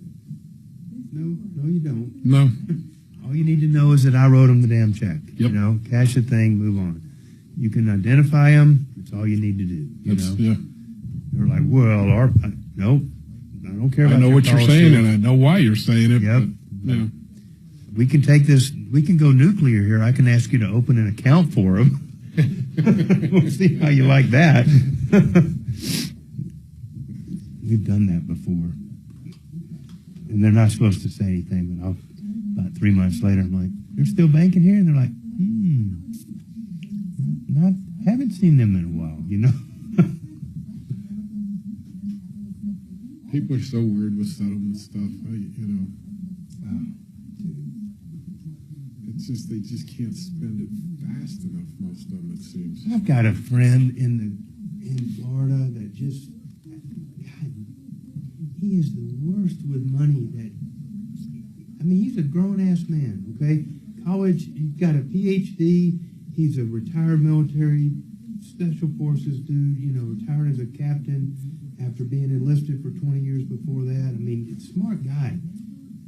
Dumb with money. Just buys the dumbest crap, and then just sold his pool business, and you know, after clearing out everything, he walked with about 300. And I predict there's no way he'll have any left over in a year. He won't make it to the end of the year. Me? Yeah. He won't have it for a year. There's no way. Piss it away on. Well, you know, the cool-looking bar that he saw at the swap meet that was the front end of an old 55 school bus, that's going to look epic, man, you know. I mean, that kind of stupid shit that's like, oh, that was $5,000 that you'll never get back, you know? Can you talk him into just buying an annuity? I'll just give him your phone number. How about that? I don't sell annuities. You can sell him some gold or guns or some guns. That's another thing. He calls me and he's like, well, you can pick up a couple from him. He'll be selling. He's got 2 of the damn Trump 1911s or something. Oh, no. Oh, my God, no. Yeah. Oh, no. I'm like, at least buy a gun is worth a shit. what in the hell? What in the hell were you thinking? You know? Yeah. That's the right music. That's the right music. Ripped off, bad news. You need advice so you don't have to lose. We'll come running just as fast as we can. Troubleshooter's gonna help the common man. This is the Troubleshooter Show. Now, Tom Martino. Good afternoon. John Fuller here, filling in for Tom Martino on the Troubleshooter Show. We are rocking and rolling here. Today in the studio, we have Jeff Vick and Kevin Culkin. It is car day. We are here to help you out. We've got a number of callers lined up. We're going to go right to the call lines, starting with Priscilla, who we are finishing up with. Priscilla was a tenant in a home. She rented a room. Sounds like things have kind of gone south, and she moved out for mental health reasons, according to Priscilla. And the landlord was doing crazy things like installing cameras and limiting visitors and all this kind of stuff. Let me ask you this, Priscilla. How much time did you have on your lease with them? Priscilla, you still there? All right. Looks like, oh, she's there. Okay. How much time did you have left over? I muted myself just in case. The lease is over July 31st. And I sent an official notice yesterday to my landlord saying like, hey, I'm out everything. And he responded with, okay, still expecting rent for the rest of the term. Even though I'm completely moved out, they started a construction project in my room. So like, it's not livable. Even the room that I'm paying for isn't currently inhabitable. Okay. How much were you paying a month? $700. Okay. So, you know, here's the thing. I mean, I think, and you guys chime in if you have a different opinion here. I think creating conditions that make the unit uninhabitable, and particularly starting a construction project, would amount to a constructive eviction under most people's eyes. Mm-hmm. It's one of those things where you know, according to the real estate attorney that was here yesterday, you almost have to put this in the landlord's lap and let them begin formal eviction proceedings against you if you don't show up and you don't pay the rent. All he can really do is begin formal eviction proceedings, but you've already moved out and you gave him that in writing, so that's really kind of a moot point. And then to try to sue you to collect that money. And I think that a defense to the collectability of the rent is going to be the habitability of the unit that you were living in. And so I hope you have photographs of the cameras and the construction project and stuff that began, because that's going to be the way you defend this if the guy ever pursues it. Now, if you have a big fat security deposit with him, you could probably count on that's going to be forfeited. But it'll be forfeited with, you know, a credit towards the unpaid rent at least. So you've got that going for you. But I think in your circumstance, you've got a good story, but you just really don't have a lot of, you know, a lot of power on your side other than just to move on in your life and wait for the landlord to make the next move and kind of see what happens from there. You guys have a different take on it? No, I think you're absolutely dead on with that. Yeah, I wouldn't pay another nickel. No way. Let him come after you. Okay. That's all he can do. I mean, and then deal with it. But how much was your security deposit? I believe it was 1 month. So it was about $700. All right, so basically he's not gonna come after you for $1,400 if you have photographs of the construction going on. Yeah, I tend to agree with you. And in the future, listen, a landlord can put all these conditions on you, but they can't just spring them on you kind of midstream. That's where the landlord gets into kind of a breach situation on their side. But your strength is in documenting everything and communicating in writing. So it's not enough to say, I couldn't help but notice you put 17 cameras in my unit overnight. You know, it needs to be an email or something written that documents today you installed all these cameras. We didn't discuss this. The lease says nothing about it. You know, today you informed me that I can't have visitors. There's nothing in my lease that says I can't have visitors. And I consider that to be a breach of the agreement and on and on. So that's my advice to you, is to document everything and create a paper trail. That way, when something like this happens, you are that much stronger of a position, and he's that much less likely to actually want to go pursue this and air all this dirty laundry in court. Well, getting back to that security deposit, though, he still has an obligation to inform her why he's holding That's absolutely that right. security deposit. He has to do that in writing. He's got 30 days to do that. And it's got to be itemized. And unless your lease actually says, you know, 60 days, which can be done with the lease, but it's by Colorado law, it's 30. Yeah. And if he fails to do that within the 30, then you need to put him on notice that you're going to sue him for trouble damages without. Right. So judges are quick to hand that money out. You got a lot more power than you think you have in this position. So I would sit back and wait, see what he does at the end of the 30 days, or look at your lease about the time frame for the security deposit. And if he doesn't send that back to you or itemize it, give us a shout back. We can help guide you on exactly how to go down that road, and we'll deal with it then. All right, Priscilla? Okay, that'd be awesome. All right. Do you guys think is it the best position for me just as little communication with him as possible from here on out? Just sit tight. Anything you do should be in writing. Okay? All right. All right. Thank Good you luck so to much. you, Priscilla. Appreciate the call. We're going to go next to Jason. Jason has an issue with the front end here. What's going on your Ford F-350 there, Jason? How are you doing? Good. Hey, so my tires are wearing really funny towards the outside. I think it's something wrong with the front end of my truck, but I don't know for sure. And I was just wondering who I could take it to have it diagnosed, and how much it would cost to have something like that diagnosed. What kind of vehicle is it? 22 A Ford F-350. It's a dually, so Yeah. it's a big boy. Is it a crew cab? I mean, is it long? No, it's the extended, so Okay. it has the half doors. Yeah, it's something we could. I mean, it could be ball joints, could be a lot of things. How many miles are on it? So 115,000. So not terrible. 116,000. And not a ton, Sure. but they're all my miles. Good. Yeah, first thing that comes to mind is ball joints. You know, the wheels are leaning. You know, and you got to find out why. You carry a lot of weight on the front end of that. Oh yeah, that's a big truck. That's a heavy truck. So yeah. Yeah, she's a big girl. Where could I take it to go get it diagnosed, and how much would something like that run? Well, what it would basically be would be an alignment or an alignment check. So whatever somebody charges for an alignment, that's what they would charge you to check it out.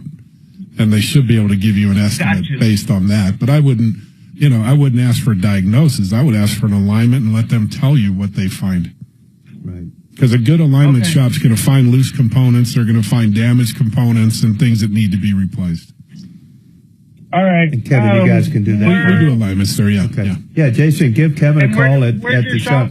We're Colfax and Wadsworth, basically. 2 blocks west of Wadsworth in Lakewood. You can look him up at SheridanAutotech.com or call him at 303-455-7242. All right, Jason? Perfect. Thank All right. you. Good luck. Appreciate Jason. it. Thanks for the call. We're going to take another quick break here. When we come back, we're going to talk to Dennis about his F-150, and we'll be able to take your calls as well. So hang on just a second.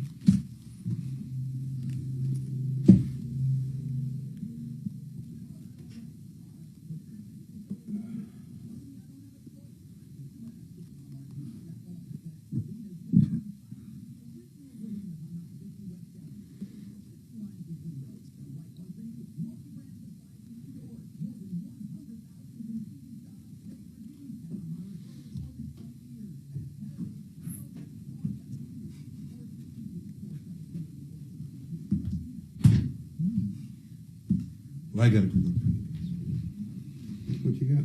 So we're going to get Marie, if you're okay with this, I'd like to get Marie with the Sharpest Rides back on the air. No, that sucks. To talk about the replacement vehicle she got the day before yesterday. And the problems she's having with it already. Oh, no, she's not. And the so-called inspection they did on it. Of course. And the new contract she signed But she's got a brand new warranty on it, so she's all good, right? Yeah, it's meant to be complimentary. It's meant to be a compliment. Sharpest Rides and Marie's acumen. Did you go down and help her with this negotiation in person there? Yeah, totally. So you mean we're not giving the Sharpest Rides the opportunity to, or the kudos today for doing the right thing? Or It's got to be some way, I don't know if you can make money doing it, but representing people in car deals. You know, back in the day, there's just no damn money in it, I know, you that's know? what I was saying financially, but I mean, there's $20,000-$30,000 they're dropping on the bonds that they're getting stuck with. I mean, I don't even rep people in my practice on I their don't mean property like an attorney damage, so much, you know? but like a representative that can Right. go in and actually know what they're looking at, and you know, and I don't know how you would make money or monetize that, but it would still sure save people big headaches. Well, it's like just getting an inspection on. I mean, that'd save half of your problems that you don't find, you know?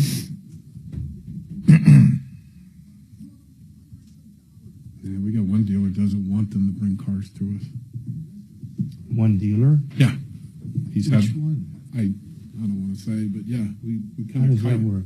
Well, people bought and came there. So the latest person is, I want to take it to my mechanic, and they said, who is it? They told us no. Oh, they don't want them to They take don't want us cars to look you. at their cars. Okay, Yeah. gotcha. We're too critical. Okay. What a jerk. So that's what I've done. We'll walk. I don't want my customers buying cars All from. those straight up car deals and stuff. Richard, that would be a great side gig for somebody who was in the a retired. That's what I'm saying. Somebody could represent a buyer. Yeah, like a retired auto sales would be perfect. Just got to get the right one because they're all on a take anyway. Find out he's double dipping. Remember the class action suit I've been bragging about? Yes, Dimitri, I The do. defendants have now started, they came back with a settlement offer. Right. I'm going to get 100% of everything I demanded. Statutory damages tripled. The only thing they're fighting over is my lawyer's bill, which will probably be about 80 to 100,000. How much? Good money, 80 to 100. Good money. And the bonus for me that I would have received had this gone to trial because I'm a class representative. So with serious fiduciary responsibilities. We talked about your stress level. Yeah. You're going to be relieved of. See how much now that weight this I is- lost? I know. Lost my appetite. It's all that nicotine. He's just gobbling those things. Still have a fat head. So you see so there's good money in class actions. I was just Hallelujah. reading about your nicotine claim. It does say that it is good for that, but it's also bad for ED. So it's kind of So is everybody else in the class action getting the same deal? No, because they want to prevent the class action certification. Right. So they're coming back and offering me every penny I've asked for, plus a bonus. What is this over? A fax or something, or Junk text message? A text message? Spam, text message spams. You got a lot of time on your hands. So you're using the threat of class action to cash This in? was a law firm doing all this for free, a specialist firm out of Texas. I know. Doesn't cost me a penny. They're going to make bank, John. Mm-hmm. I'm going to get my check. gotta- They're going to get 4 times that. Yeah. There's just some things I don't have. So how much are we talking about? What was it worth to you? A minimum, so the statutory damages are $15,000, and whatever my class, my bonus is for being, right now it's a putative class action. Had it been certified a class action down the road, then I would have received a bonus at the end of the case that the judge would have given me out of the settlement. So we don't know what that. So you're getting it's up minimum to 20,000. Is in these cases the bonus is up to 20,000. I'll probably just get a few thousand because we're only a few months into litigation. So what's next? Me signing the check. No, what's next on your? Who are you going to sue next? Oh, I mean, have 3 you active without cases in Denver County right now that I'm representing myself on. right. And then I have a backlog of between 12 and 15 cases. Once You're like Marc Jr., aren't you? No kidding. What? I said you're like Marc Jr. Oh, Wait, yeah, you have 12 or 15, I have a backlog of 12 to 15 cases I'm going to file. all of the same, all under the same class action for, No, these are not class actions. These are in county court.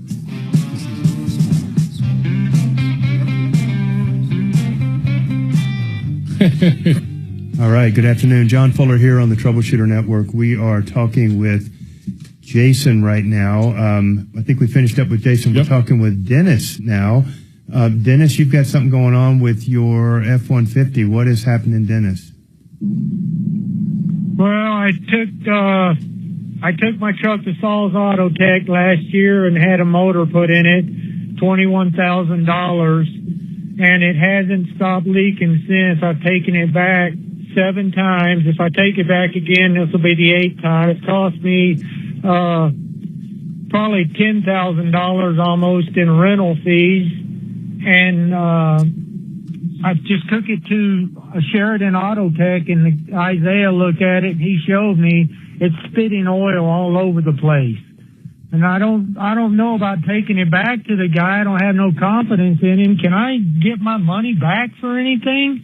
For a shoddy job? And I mean, it's just costing me more money every time I take it back there because I got to pay for the rental car. They said it was going to split the rental fee with me when I called to see why that charged me $3,000 for a rental car. The rate was $199 a day.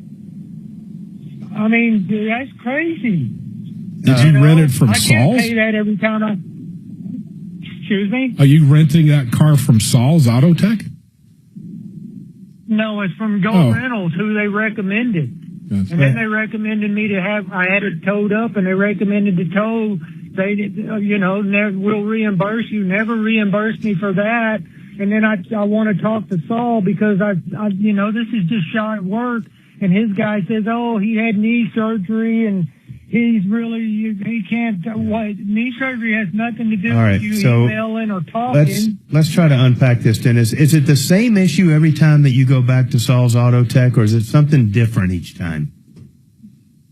Well, it's been something with the warranty of the motor. Last time I took it back, they said I took it back because the check engine light again, the 4th time. They said it was the intercooler, and the intercooler wasn't under warranty. Cost me $2,800. When I took it now to Kevin's shop there, Sheridan AutoZone, Isaiah showed me they use silicone in probably like 10 places where it should have been gaskets. All right. And that's why it's spitting oil all over the place. Let's turn it over to Kevin here. What is going on with Dennis's truck? Well, from what they told me, I didn't see it. Obviously, he's there today, but they're not doing it properly because some areas you cannot use silicone because of heat, it has to have a gasket. Right. You know, an oil feed tube on a turbo, you can't put silicone on it. It's not going to hold up. Right. Well, it's not. So it's leaking. It's just shoddy work. You know, the motor probably, you know, may need to come out. May need to come out to be resealed properly. You know, a lot of times it's easier to pull the motor than that. You know, you said you got a warranty. Did Saul's rebuild it, or did they buy it from somebody and install it?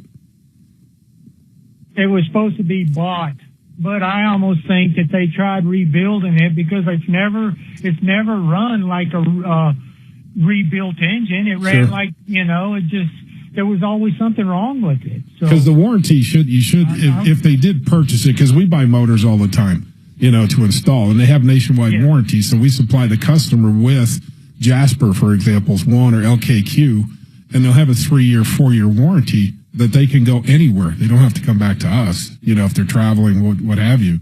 So if you can find out who they purchased it from and who the warranty is, we may be able to help you with that. Yeah, do you recall? What they did is, I guess it's once they put the motor in and I took it back because it was still leaking oil, then supposedly they had to get back with the manufacturer and get another one. Another motor, supposedly. So you think you're on the third motor in this truck? I think I'm on the second replacement motor from Saul's. Right. Which would. Yeah. See, I'm not getting any information. Like, I took it back one time. I had no power. I took it back and I started driving it over there. Next thing you know, it's just blowing black smoke out the exhaust. I have no throttle. So they had it for 10 weeks. They never told me what they did to it. 10 weeks? And when I asked them, 10 weeks. I mean, they've had it for 8 weeks, 10 weeks, 4 weeks, you know, after this motor installation. That's why I'm saying they're killing me on rental car fees. Let me make sure I understand this, Dennis. Are they blaming this on the warranty company for why it takes 10 weeks to get you something done? Or, I mean, why is it taking so long every time for you to get your truck back out? Well, I noticed when I go to his shop, there's probably 50 cars around that shop. And I did notice, I did read the reviews the other day, and there's a lot of no good reviews. So I probably should have done that in the beginning, but, you know, I know, but I'm trying to figure out, is the issue a dispute between essentially you and the warranty company, or is it that Saul's keeps doing crappy work and the warranty company just keeps paying for it? Well, I've taken it back for the leaks, and they're doing whatever they're doing, putting more silicone, but they're not stopping the leak. A day later, I get my truck back after 10 weeks. It's still leaking oil. And then I have to call them and tell them, hey, you know, and they're like, well, you know, bring it back. And then I texted Saul because, like I said, he won't call me. I texted him and said, who do I need to call? Tom Martino, Boyer, Steve Sager, or who? And he responded, you can text whoever you want to get your little feeling satisfied or your mind satisfied, but I stand by my work. And I was like, okay. So what do we do here, Kevin? I mean, is this really a warranty company issue? It can be, because Dimitri and I have been working on it. It took us a month to get there, but we took it from another shop. The customer brought it to us. Right. We found out who they purchased the motor from, and we filed the claim. Well, we finally got it approved. They're going to send us a new motor to take care of this for this guy. So that's why I'm asking if he can find out who they bought the motor from. Right. Where is the warranty? Is it with the Jasper? Is it with LKQ? Who is it? There's only a couple big manufacturers. So find that out. Yeah, I can call. I'm sorry, Kevin. I can call him and tell him, but he did tell me I had a 3-year, 30,000-mile warranty. Yeah, that's standard. Right. Find out who it's with, and we can transfer to us, and we'll see if we can get you taken care of that way. You know, you're not getting it from him, obviously. So I wouldn't go back. Why? Yeah, and I mean, when I seen he showed me silicone on the valve cover gaskets. Yep. That's like something a apprentice mechanic might try, you know? Yep, I agree. So all right. Well, Dennis, get us that information. We need to know who the manufacturer of the motor was, or where they got the motor from, and the warranty company that's going on here. If you get that information and get back to us, or get it to Kevin at the shop, since that's where your vehicle is, and and we'll try to help you. We'll try to work through and get a solution for you, okay? All right. I didn't leave my truck at the shop. And that's fine. Because I still got to work. Yeah, so. but you know where it is. I'll get him the information. I'll call Isaiah with the information just as soon as I can get it. Good. He'll take care of it. All right. Perfect. All right. Thanks for the call, Dennis. We appreciate it. So as you can hear, this is Car Day today. We're trying to work through your issues. So give us a call. We've got open lines right now. The phone number is 303-713-8255. When we come back in just a moment, we're going to revisit an issue from yesterday. We had a caller that had a warranty issue with a Sharpest Rides vehicle that we're going to talk to Dimitri about, and then we're still going to discuss that nasty arbitration provision and the warranty provision that Mr. Endurance warranty contract is setting out there. So we'll be right back after this break. Yes, sir.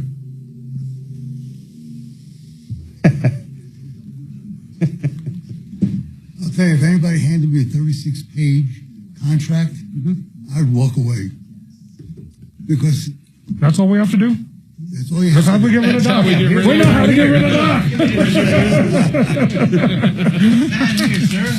Somebody should have brought this up sooner. There was no reason to read anything at the same time.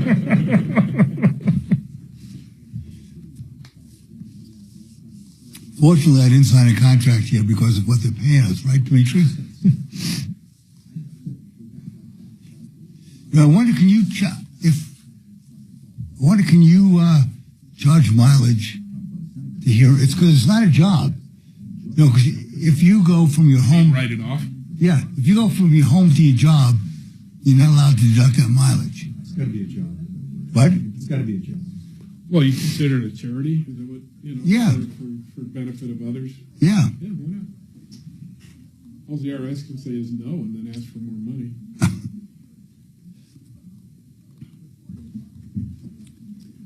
Did you get your draw results this year yet? No, not yet. So they won't come out until the end of May, early June. So, did you apply? I just get points. Well, you cash those in next year because they're changing the structure and they're not going to be worth a damn. Really? Where do they go? They're changing the structure. It's similar to what they did with the Moose and whatnot, where they went to a weighted scale. They're doing something different with that, and so it's going to actually reduce the value of your current points. Really? I just don't.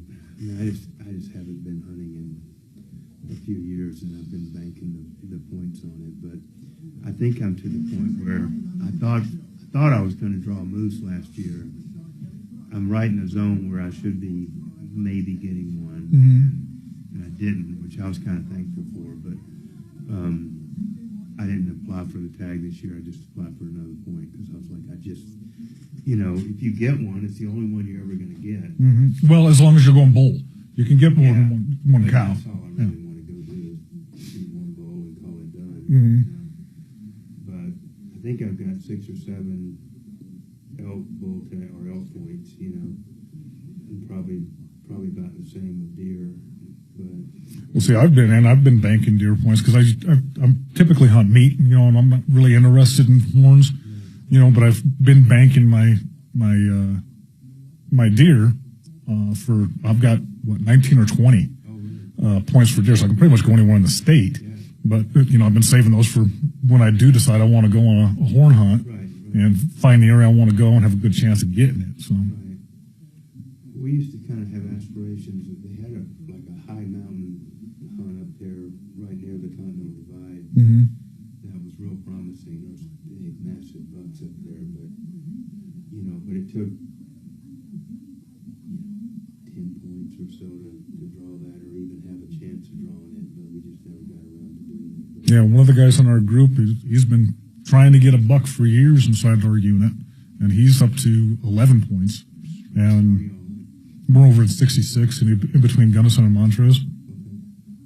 We hunted over there for a while, way back.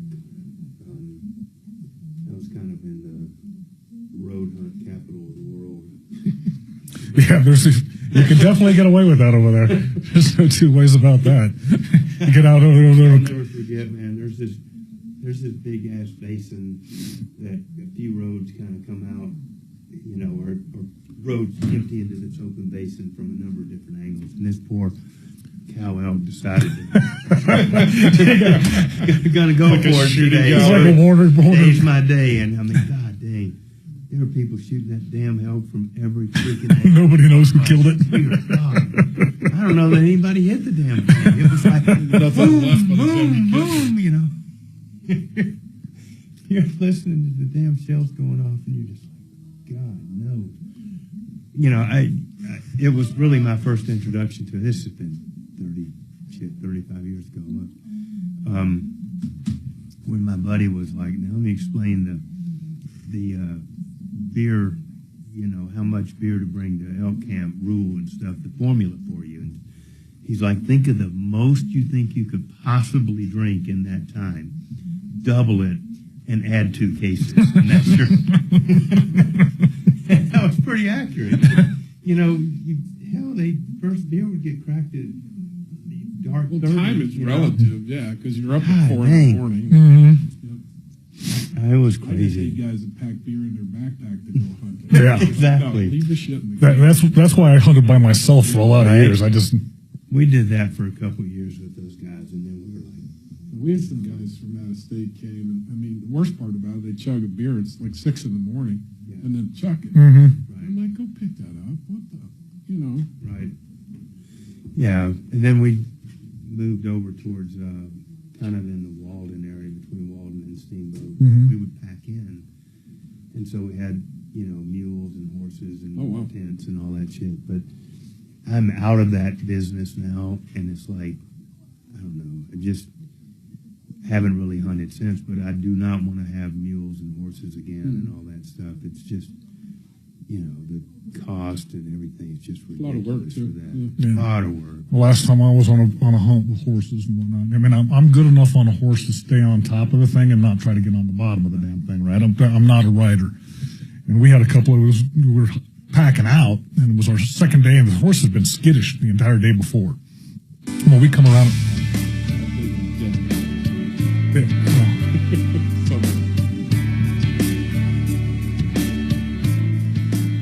All right, good afternoon. John Fuller here on the Troubleshooter Network. We are right in the middle of car day, and so that means we're here. We've got experts in-house. We have Jeff Fick and Kevin Culkin that are here to help answer your questions, all things cars, maintenance, fixing, buying, selling, value, anything you have on your mind that you want to talk about. Give us a call. The number is 713-8255. That's area code 303-713-8255. You can also get a hold of us at help@troubleshooter.com. If you'd like to reach out to us, we're glad to help you out. So one of the things we like to do on the show is follow up on previous callers and kind of give the rest of the story and what the outcome of things are. And we had a young lady call us the other day. I think her name was Lisa, was it? Lisa was with a department full of cockroaches. Oh, yeah. That was you might be thinking of Marie, who bought a car from the Sharpest Rides. She did, and she called us and expressed that she was having transmission problems and was getting no luck on getting the transmission fixed under the warranty that she had bought from the Sharpest Rides. And so Deputy Dimitri was kind enough to step in. I'll let him pick up the story where I left off. Well, the story gets even more interesting. So a couple of days ago, the Sharpest Rides actually traded her out of that car. What? Into a different used car. And so at no additional cost, but they just transferred the financing and the deposit into this new used Infiniti that she just got. Okay. So I asked Marie, my first question was, did you get the car inspected before you signed the paperwork? And she said, well, the Sharpest Rides did an inspection on it. My reaction, exactly, John. And did they? Yeah. Did it pass? Well, it passed because what she then followed up with saying, well, it was a safety inspection. So that passed.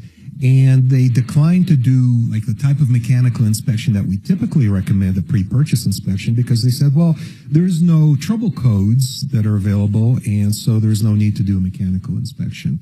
So I'm paraphrasing what Marie told us. So that was a couple of days ago. Now, not surprisingly, the car now has a check engine light, and it's got some unknown mechanical problems. So I did invite Marie, and she agreed to call us again to kind of update us on what these latest problems are and whether or not she would like us to help in one of two ways.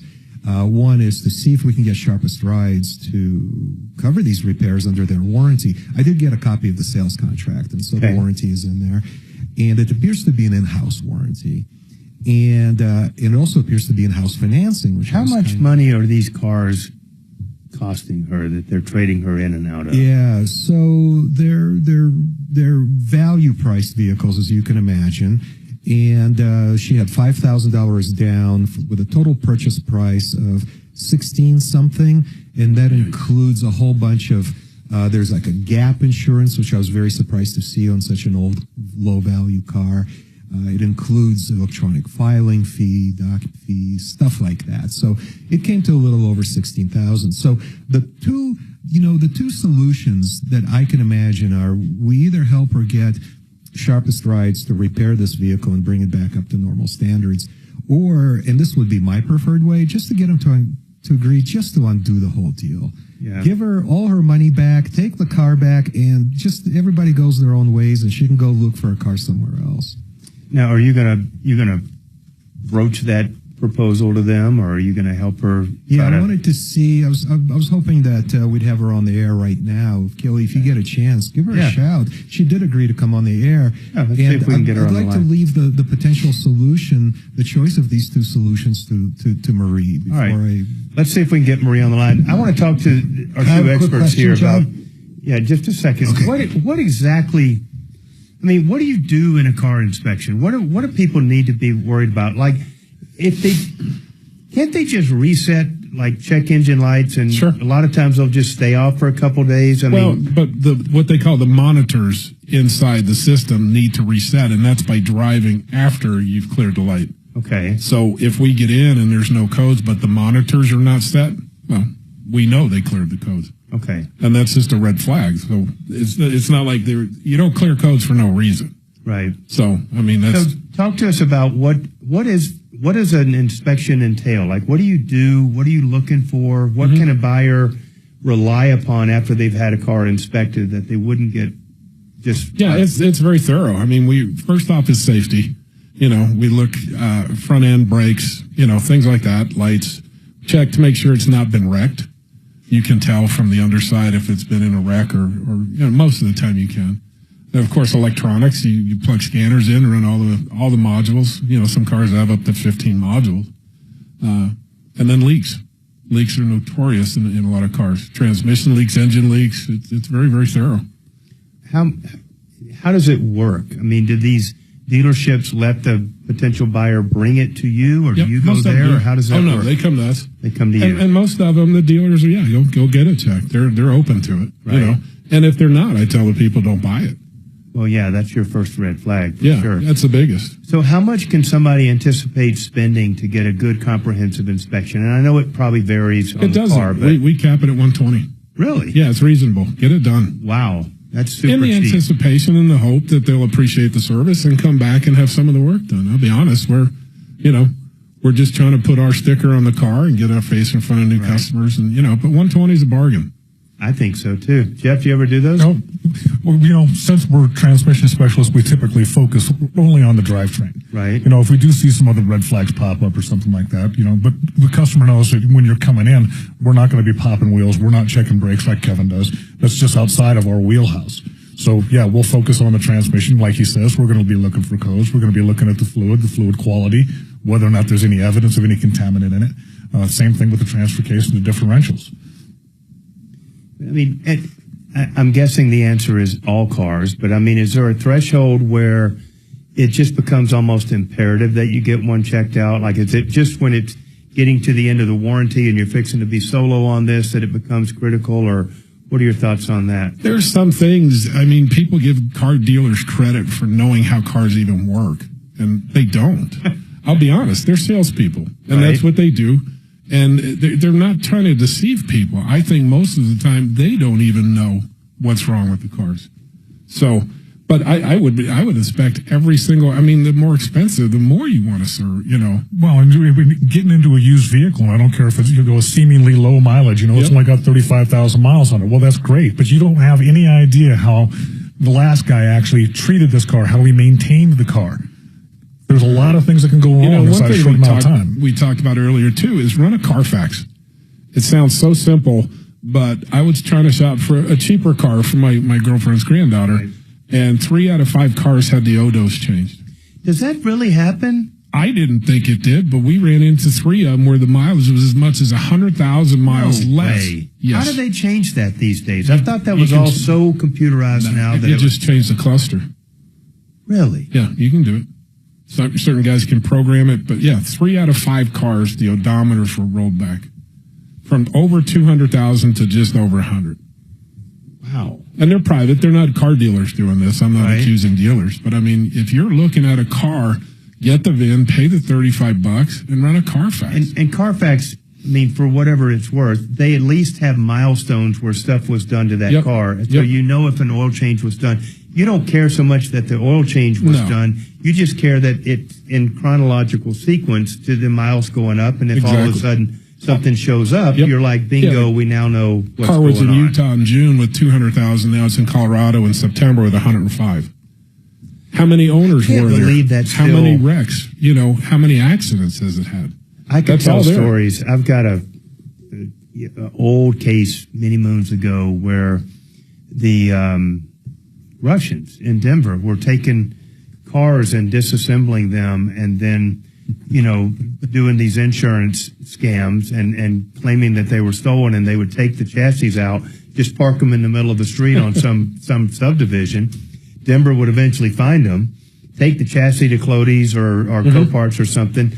They'd go and buy the damn chassis back at the auction, put the same car back together, same exact car with the same parts, and then they had figured out how they could take it. I think, if I remember correctly, like if you took it and re-registered in like Idaho and then brought it back to New Mexico and then back to Colorado, it got a clean title. They wash the titles, they could get rid of the salvage designation, and they would sell it as a brand new car all over again. That's brilliant. Coming from our resident. Dimitri, I have a question. Did Marie find out what the code are that check engine light, or she hasn't done that yet? Well, we're waiting for Marie to call us. Both Kelly and I sent her messages, so we'll find out in a few minutes. Let's find out. We're going to go to another break here. We've got Pat lined up on the next side, and we'll be right back. That would be something that's worth knowing. If it's a minor thing. That's a brilliant It was freaking brilliant, and there were 30 Russians that they arrested in one day on a big federal indictment. My guy was like the one dude that wasn't involved in this whole thing, but was still rebuilding cars. Because, I mean, the Russian guys are like really good at rebuilding these wrecked cars and stuff. And this guy was just rebuilding cars in his backyard. Not the one he was renting the basement of this dude that was running the show, and really had nothing to do with it. They eventually dropped everything against. God, that's brutal. They put a bunch of those guys in prison, but it was a huge thing. Like, and they would literally just strip them. They leave the parts in their warehouse, like laying there strategically, and they had it down to a science where Denver would be like, "Oh, found the chassis," and Clody's would auction it off. There was nothing wrong with the chassis. It was just a stripped out chassis. And I mean stripped out chassis, like. There's some creative people in the world. And they were. There was a towing scam through the 80s doing that. Yeah. Because if you towed off private property, a parking lot, whatever, you had to notify the police, and they would run the NCIS, the whole thing, and get a report back to let you know who to contact, the owner, and so forth. If it was an out-of-state plate, there was no report found because Colorado did not search out of state. So they couldn't tell. So if you just happen to go through parking lots and grab cars with license plates from Wyoming, Right. You just sign the paperwork, they do it. You just happen to transpose one or two of the VIN numbers Mistakes and happen. call it in because it's not computerized. At Right. that point. It's a log. Never shows up. Pieces here, guys. Then the state issues you a title 30 days later. Right. Yeah. God. Devious. Dimitri's like, let me write that down here. John's idea was much better. Well, this is a lot cleaner. You don't have to do any work. Right. Yeah, but the other was a lot of labor. Is putting the whole damn thing back together. What color do you want? You can go shopping. But with John's idea, or the one he relayed to us, it's just harder to get caught, I think, if you don't do it in huge numbers. Yeah, it's very labor intensive to catch those guys because they had people in 3 different states. Actually, what it came down to was they had a little title clerk up in Idaho that was getting $100 a car to run to no questions, just do the title swap. And she was really what broke the case when they figured out that she was on the take. She's the one. That was the one that she sang like a floodgate. But it happens all the time. When I had my towing business, the FBI, we had 3 buses, and they're custom buses they're putting together. And Ford Motor Credit was on the hook for $1 million, and in the 80s they were like, $200,000 a piece. It was like 5 buses. They had 1 bus. They would move the VIN from bus to bus so that they could get new loans. And so then they when they knew go to all the repo, locations to put on there and stuff. yeah. And then when they get a repo order, they come to get it. It's like a 62 something nothing. Right. So they repoed 4 of these $200,000 buses that were worth about $500 a piece. Holy shit! Yeah, the FBI was in the middle of it. I wanted them off my property because the guys, they're like, they may firebomb you. So it's like, oh shit! What? They may firebomb you? Well, they have to destroy the evidence. Oh, You're dealing with pretty sophisticated groups here. They're not just Joe Blow. Oh my God.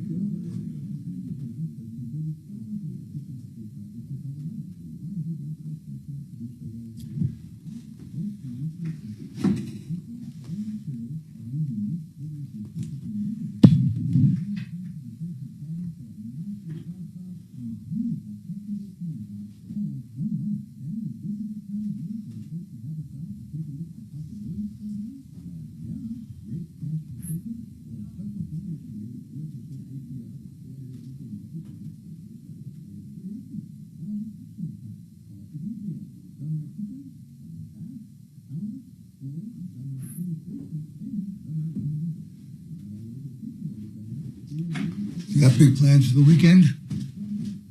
We have an all-day options trading seminar tomorrow. All day.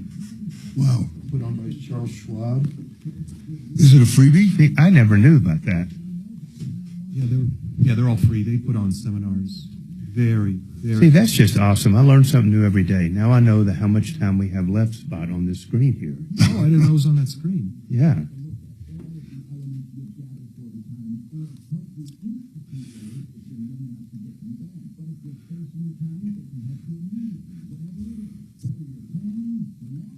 So I'm getting all these things on YouTube.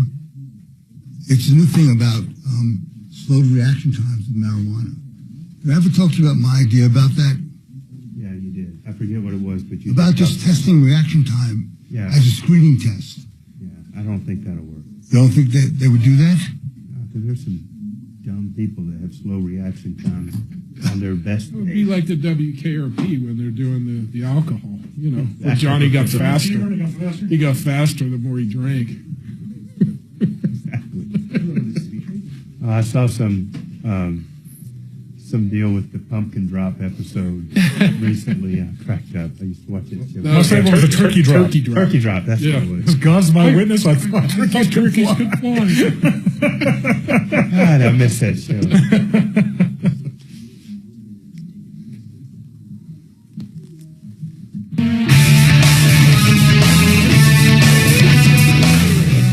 Just love to do that.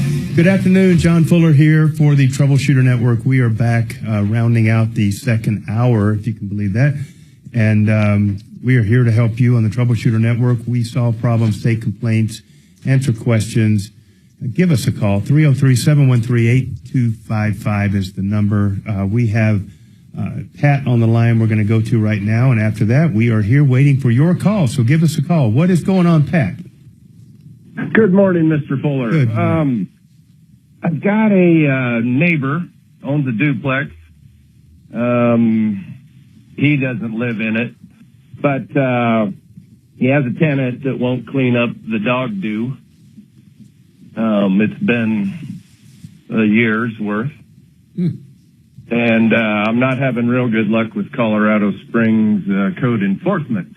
But when I called about it originally a couple of weeks ago and talked to Tom, Mark had mentioned third-party action. What exactly is he saying? Well, I think what he's trying to say, and I can't speak for what is in Mark's mind, that that is a big ass. That's a bag of cats.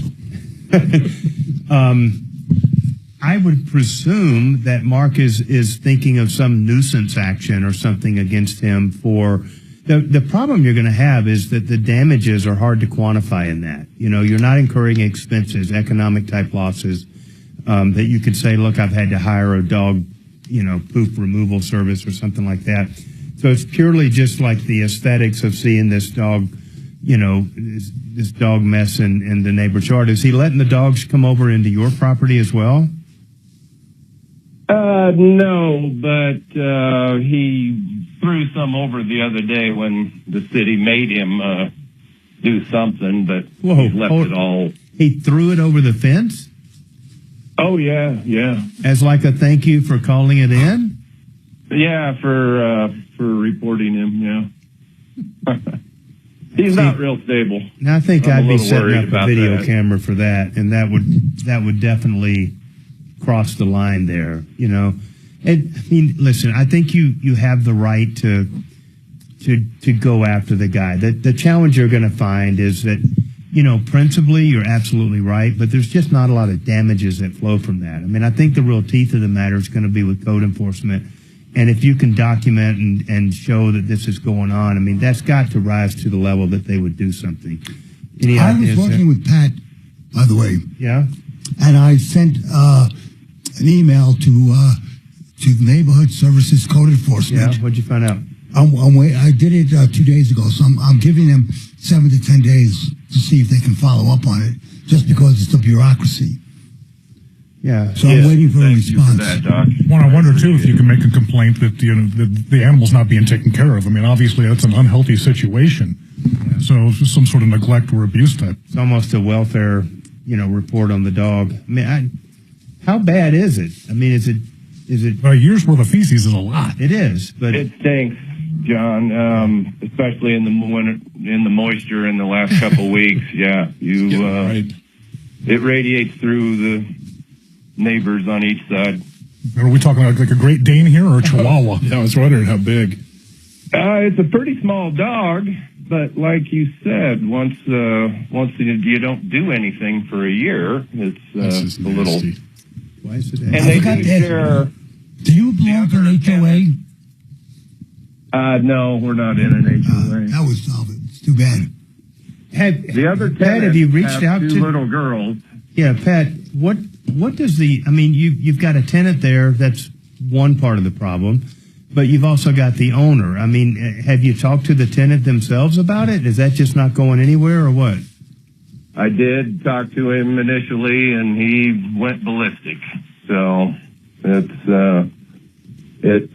not a good situation on a day-to-day basis. But and the owner was notified 7 weeks ago, and his management company, according to Code Enforcement Girl, and nobody's done anything. There are other tenants in the other on the other side of their building that's a duplex, has 2 little girls that don't have much of a yard. They don't have any yard because the dog keeps moving forward because he's trying to get out of it too. Is there not a fence between the 2 units? No, there is not. They share the backyard together. Well, I mean, here's my thought on it, Pat. I mean, I'm pretty pragmatic about this kind of stuff, and I think at some point, even if you have the right to bring an action in court, sometimes you're just throwing good money after bad, because the reality is it's not likely to truly change the behavior that's going on here, and it very easily could escalate things. But I think your answer is going to be to paper trail the heck out of it. And Doc just started that with the first, outreach. And everything you can do in the way of emails and letters and photographs and stuff like that is going to be the secret to getting this thing resolved. So the squeaky wheel gets the oil, and let's see what happens with Doc's intervention, and we'll go from there. Okay, Pat? Thanks for the call. We'll be back after this break. Thank you.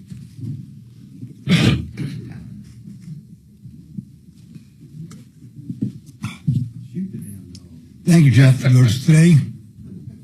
Thank you, sir. Oh, it was yours? Oh, you bet. Yeah. Well, thank Jeff then. It was yours.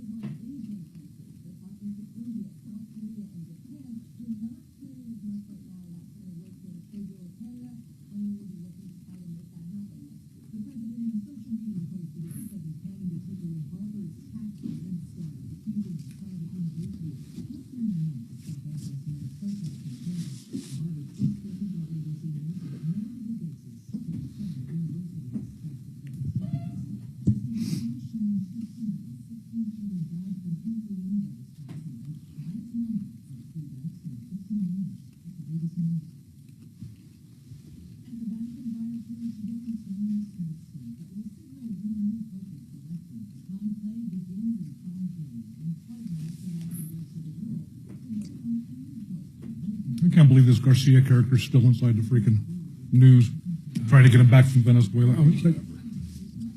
It started to die off, and now they're trying to pick it back up a little bit here. It's like they seem to pick the mutts of the world to jump on. Right. Politicians go down there for a freaking photo op and complain that this is Trump's vote. He's in a Venezuelan prison now. Trump's got no freaking pull on getting that guy out of there.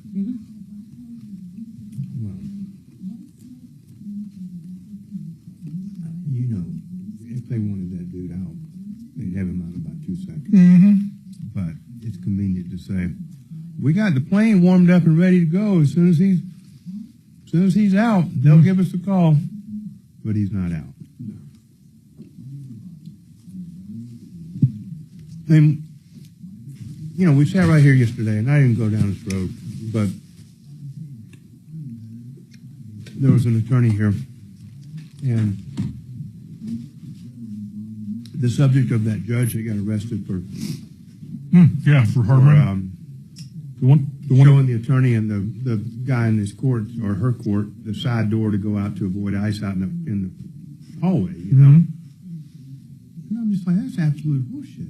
You can't do that. I've been in many a court where ICE is there to arrest somebody. That's nothing new. That's where they go pick them up sometimes, because they know as soon as they plead guilty to something, they're going to be deportable. They just go ahead and start the process. They know it. We know it. It's nothing new. It didn't happen when Trump got elected. It's been going on for 10 years, 15 years, whatever. But here's what happens. ICE comes in. The judge is like, no. We're not doing any arresting in my courtroom. Y'all be right outside the damn door. Do what the hell you want. But you're not doing it in my courtroom. Fine. No worries. They go, yes, Your Honor. We go right outside. We wait. And walk your client right out the door, and it's like, all right, they're going to hook you here in 2 seconds, and they do. And they're usually polite and courteous. And don't unlock the fire escape for the guy. Yeah. Right. Yeah. Open the window. You know, never forget I was in Denver one time. I didn't see this. I wasn't there when it happened. But in the third floor of the old Denver courthouse, the air conditioner was just horrible in that building. It'd get hotter than holy hell in there in the summertime. So they'd have all the windows open up, you know. And some dude thought he would fare better by going out the window, complete with his handcuffs and stuff. And he dove out that third floor window and landed down below. Never missed a stride. Got up. Regular Peter Pan. Yeah. They didn't take them long to find his ass, but they closed those windows after that. No more wide open window. But like you're saying, you can't open the fire escape. You can't open the side door. You just can't do it. And this guy was like, well, you know, I don't really have a problem with that. You know, I mean, look, they're impeding justice, and the people are scared to come in the courthouse. I'm like, bullshit. First off, nobody's ever been arrested for just being illegal. That's not something we do in this country. The only people that are being arrested are those that have prior convictions and all these other issues and have a rightful, most of the time, legitimate deportation order already in place that's been every bit of due process that they needed to be afforded. And now it's just time to execute that judgment, you know? He's like, well, I don't know, they're scared.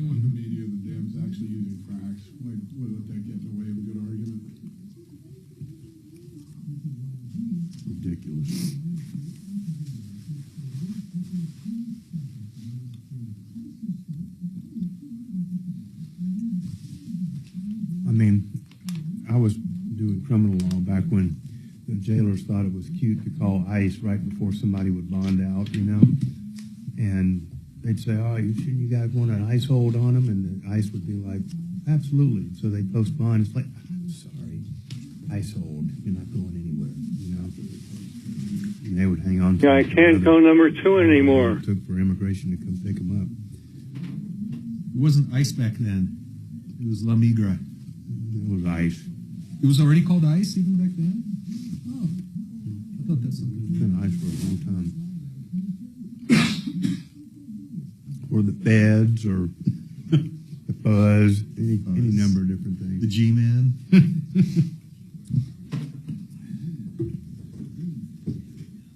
I thought it was INS. It was Immigration Nationalization Service. Mm-hmm. Back.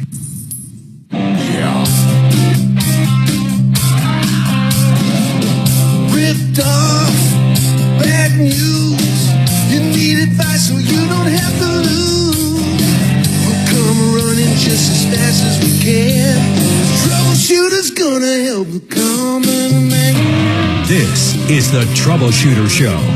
Now, Tom Martino. Good afternoon. This is John Fuller for the Troubleshooter Network. We are in the third hour of the show today on Friday, which is Car Day.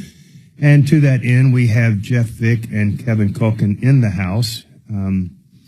Jeff is with Kimmer Transmission Kimmer Transmissions. He is a transmission expert, and we also have Kevin Culkin with Sheridan Auto Tech.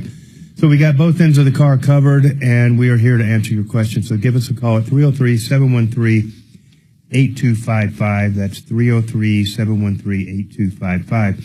So earlier in the show today, we talked to a gentleman that bought an old F-150 and bought a service contract. And the service contract was with a company called Endurance. But it's really not important that it's Endurance that we're talking about. What's important is that as part of this contract, which was a horrible deal, because its maximum value was limited to only really the trade-in value of the vehicle at the time the incident happened. So because this vehicle had almost 200,000 miles on it at the beginning of the contract, the value of that thing went down practically with every mile that was driven by a calculable amount that pretty quickly would have made the maximum payout on the contract less than what it cost him to actually buy the contract, which is just crazy to get your mind around. But that's what they do. And so if you're in the market for an aftermarket warranty, I just got to tell you, you got to read the fine print in these contracts. This contract, which the main terms of which were set forth in one page on the front, requires 36 more pages of the fine print to make up the full contract. So, you know, when you sit down and a guy's just throwing a bunch of papers in front of you and stuff, you got to just say, stop the dang, car. We've got to read some of this stuff and figure it out. But one of the things that is near and dear to my heart, I'm a personal injury attorney. I deal with contracts, mostly insurance contracts, all day long. And I always tell people, you got to read the contract. You've got to read the policy. You got to read the words that they use to set forth what their duties are and what your duties are and what they have to cover and what they're not going to cover. But in most of these consumer type contracts, they have arbitration provisions. Now, there are efforts to change the law and limit the ability that these companies have to unilaterally impose arbitration. And what that means is they put it in the contract. It's not freely negotiable. Even though they put words like, you've considered the fact that you could go to a jury trial, and you've considered the fact that you could have a judge decide this, but you've decided that it would be more cost efficient and timely to submit this matter to arbitration. And so you're voluntarily waiving all those rights as a part of this contract, even though you've done no such thing. You've not considered it, read it, thought about it, made a decision to put the arbitration provision in effect, but nonetheless, it's there and it's binding. And let me tell you, these courts will routinely enforce these arbitration provisions and hold you to them. So if this gentleman decides he wants to pursue this matter by challenging them, I don't want to use the words by going to court because he can't go to court. He's already waived the ability to go to court. And so what he's got to do is invoke arbitration, okay? So what that means is you have to follow this procedure and make a written demand to the other party. And it says right here that you're going to get a single arbitrator, and it's going to be in accordance with all these set out rules under the American Arbitration Association. And they'll even advance the cost of it, which is really kind of nice of them because a lot of times it makes both parties split the cost up front. And you'll get to pay out, from $500 to a few $1,000s to get this arbitration going. But here's the crazy thing. Arbitration is going to take place in not Denver, Colorado, not Centennial, not Greeley, not Evans, where this gentleman lived. It's going to take place in Lynchburg, Virginia. Okay?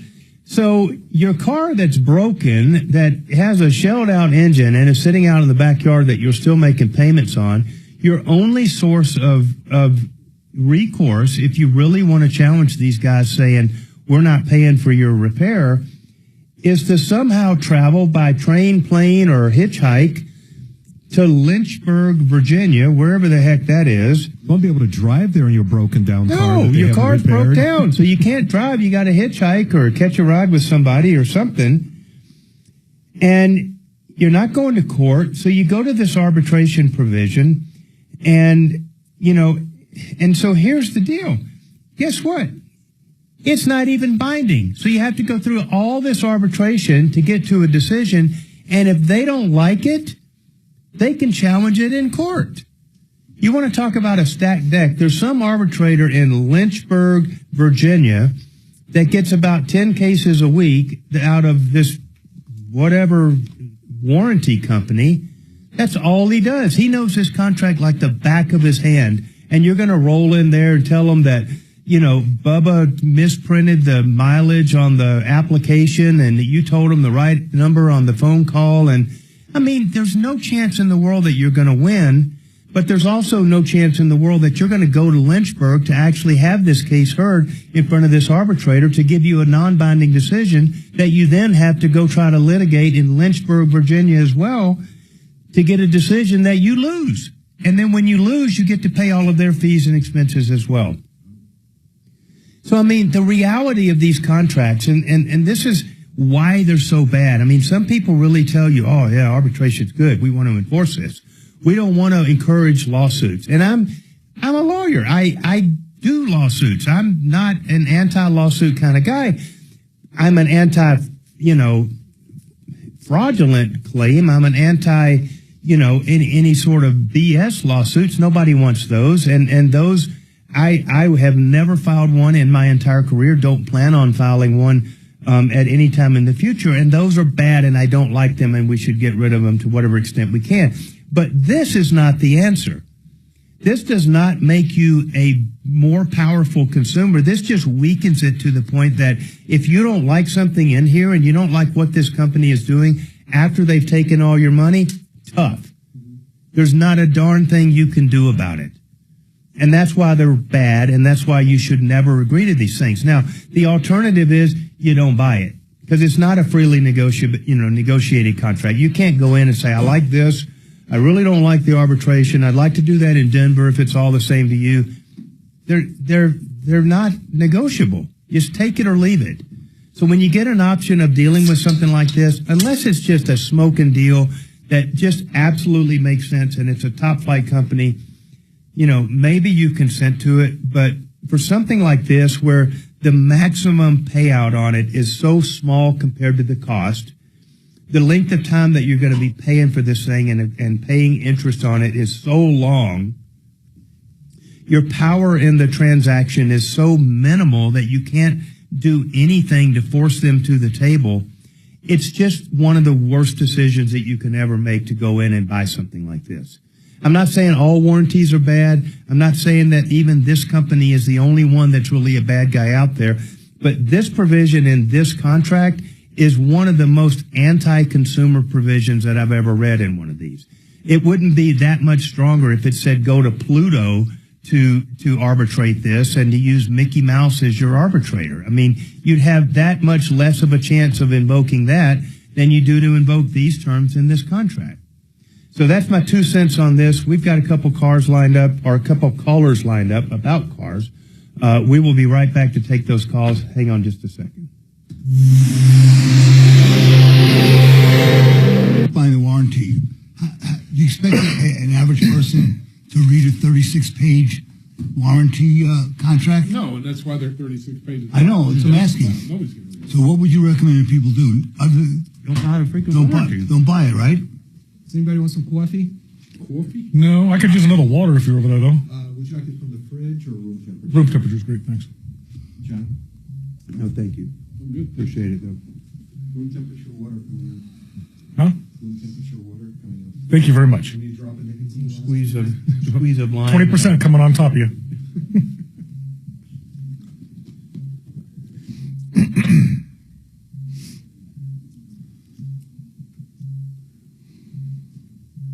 I mean, I bought a warranty on my car because these guys told me my motor or my transmission was going to die at 60,000 miles. Yep. I just paid it forward, but it's with the manufacturer that's going to be on the hook for it, and I'm planning on keeping the car that long. So, and the cost was very cheap, but this kind of aftermarket shit is just terrible. There's a lot of warranties, though, that are actually pretty good if people just kind of, don't try to kink them. That's the worst thing they do. I mean, we should talk about that. I mean, well, he's right. Don't file a claim on your aftermarket warranty the third day you own the car. Okay? They're going to consider that pre-existing. Pre-existing, so live with the problem for at least a month. I'll throw that at you. Different things. I mean, and the other thing is too. I mean, don't call your warranty company. No. Please do not muddy the waters. They are looking for any reason to get, just like an insurance company. They don't want to pay out. We're going to talk about and now it. They're going to come back, guys. Good. Pipe on down here. Save it. I don't want to hear it. Save it.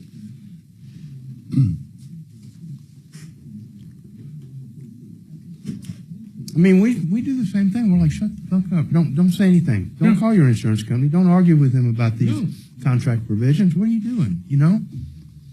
You're going to say something wrong. Yep. People get nervous. They can't shut the hell up. And a little thing when you call up and your phone is being recorded and everything else, you guarantee they got it all. That should be a big red light that goes off, I used to tell my criminal clients. Yeah, I can't go number 2 anymore. F up game here, okay? Guess what? You're the shut up E, okay?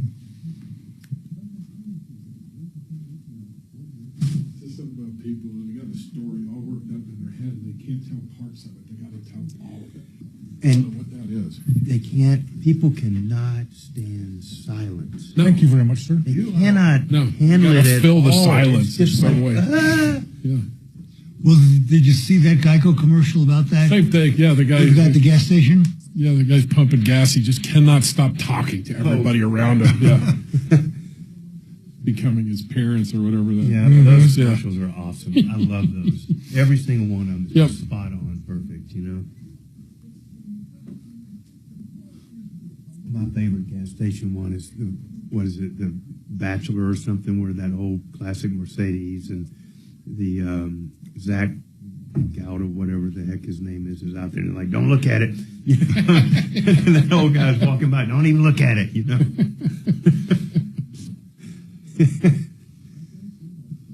What's that called? The Bachelor Trip or the Bachelor Party or something like that? Yeah. They had 2 or 3 of them in a series, but I can't remember what that's called too. Remember they had like Mike Tyson and the Tiger. Hangover. Hangover. That's it. Yep. Keep walking. Don't even look at it. How would you love to say that to somebody? You know?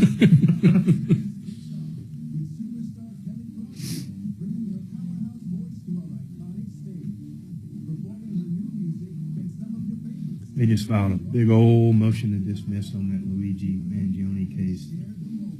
They're trying to get the state charges dismissed or something because of double jeopardy. Well, yeah, I mean, that's just the first rung. They're trying to really suppress all that stuff, you know. And it was a little shady, how the cop just noticed the guy in a fast food restaurant and walked up, and then next thing you know, he's searching his backpack. I mean, there's always grounds for kind of being like, there's a lot. Exactly. How did that go down again? You know. Well, I thought it was one of the workers at the restaurant notified the officers he was there.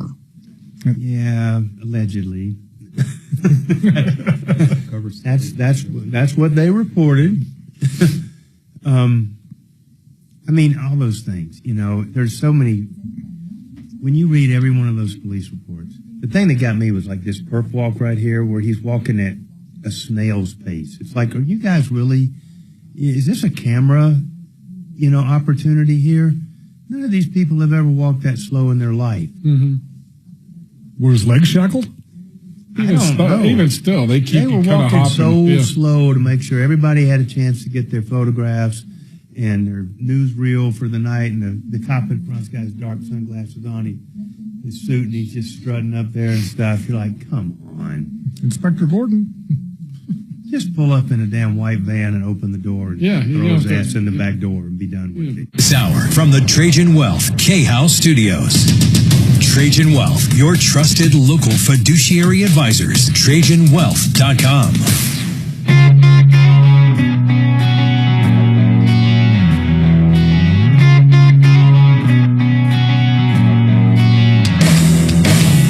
All right, good afternoon. John Fuller here on the Troubleshooter Network. We are moving forward here. We have a caller, Tim, on the line. Tim is calling us about a warranty issue. Tim, what is going on with your warranty? So, I'm just seeing if this sounds right to you. So last week I took my car to the shop, to the dealer that I got it from, and purchased the warranty from, which was a 3-year, so many miles, but I'm still within the time period and everything. Now, Tim, is this a new car that you're talking about or a used car? Yeah, it's used, 2013 Yukon Denali. Okay. So yesterday, finally, I get like the verdict on whether the warranty people are going to cover it or not. What happened to your car? So they say, it's been running good for long. It's almost 3 years. That warranty's almost up. Matter of fact, in June it will be up. So I was driving, then it started making a loud old noise, and then it stopped. And then I continued driving and everything. I just thought that because it was like when it snowed real good, like 2 weeks ago or so. So I thought maybe it was dragging ice or something like that. Like, that was weird. So then I drove about 5 more minutes. Then that noise came on again. So then I pulled over and everything, shut it down, looked around the vehicle, didn't see anything or nothing, turned the car off and stuff, turned it back on, put it into like reverse, neutral, nothing. Then into drive, then it started making a loud old grinding noise. Okay. So I turned it off, and then I got it towed home, and then it was on a Saturday, so I wasn't able to get a hold of the warranty people because they're closed on Saturday and Sunday. So Monday I called. They advised me to get it towed back to the dealership or whatever, and then they could go from there. Okay. So the dealership says that it's having complications internally with the transmission and stuff. So the warranty people finally and all that, I was able to talk to them and the dealership to where they said that that yes, they're approving the claim, and that they're only going to be able to do $3,500 though, because that's the value of the vehicle. Okay. So then they said it's in your contract and everything. Yep. So I went and got the contract and looked into it, and what it says in the contract is they're willing to cover actual cash value or NADA value of the vehicle. Right. So then I called up to the warranty people and told them, like, yeah, well, it's saying that you guys will cover this or this. So when I looked it up on that NADA, it's like $8,000 something. And then when I scrolled down, then I seen where it says $3,500 is the trade-in value. So I said, I see where you're getting the $3,500 from, the trade-in value. And trade-in value and actual value is not the same. So then they like, hold on. I was like, but yeah, if you could point me to where it says in the contract, then yeah, I could take a look at it real quick and all that. And then he was like, hold on. So wait on hold and everything. Then when he came back to the phone, he was like, yeah, we're having complications. We can't look up the NADA right now and all that, so we'll call you back tomorrow, which is today. But I haven't spoke to them yet, so I'm about to call them in a little while to see exactly what's going on. So I was just seeing if that sounds right to you. Well, here's what I can tell you, Tim, and I don't know what company that you're dealing with. Do you remember the company name of the warranty? I don't remember the name. I just know that they're in New Mexico, the people at a hospital. Okay. So listen, I don't know who you're dealing with, but I just happen to have this contract that we've been dealing with all day. And so I'm not suggesting that it's the same one that you're dealing with, but they're all very similar, and they have a lot of crossovers and stuff and so this particular contract, and you're right, that's exactly why I was saying this one's such a bad idea, because the guy has a truck that has a true trade-in value that's just barely above at the beginning of the contract the total value of the warranty. But as it gets driven and as the months go by and it gets more and more miles on it, the value of that truck keeps going down. And at some point it becomes controlling, so that the maximum the warranty would pay out is even less than, it's even less than what it cost him to buy the warranty in the first place, which just means it's an absolutely ridiculous thing to buy for anybody. Why would you pay more money for a warranty that guarantees to not ever pay you more than less than that amount, right? So here's what I can tell you. In this particular contract, and with every contract, you got to go pull the contract out yourself and print it off and read it from cover to cover. This one defines actual cash value in it. And under this contract, it says actual cash value means the NADA published wholesale trade-in value. And so they make those terms exactly the same. So whether they talk about NADA at one point in the contract, which they do, and then in another part of the contract, they talk about actual cash value, because it's a defined term in the contract, those two mean exactly the same thing. And so it's not that when you say actual cash value in your mind, I know what you mean. It means the actual amount of cash that somebody would give you for the vehicle. But in this contract sense, what it means is the NADA wholesale trade-in value. And so if that's $3,500 in your contract, or if alternatively they cap the value of the service contract at $35,000, that's the maximum they're going to pay. So now here's what I think is the good news. You don't probably have to use that dealership to repair your transmission, do they? Oh.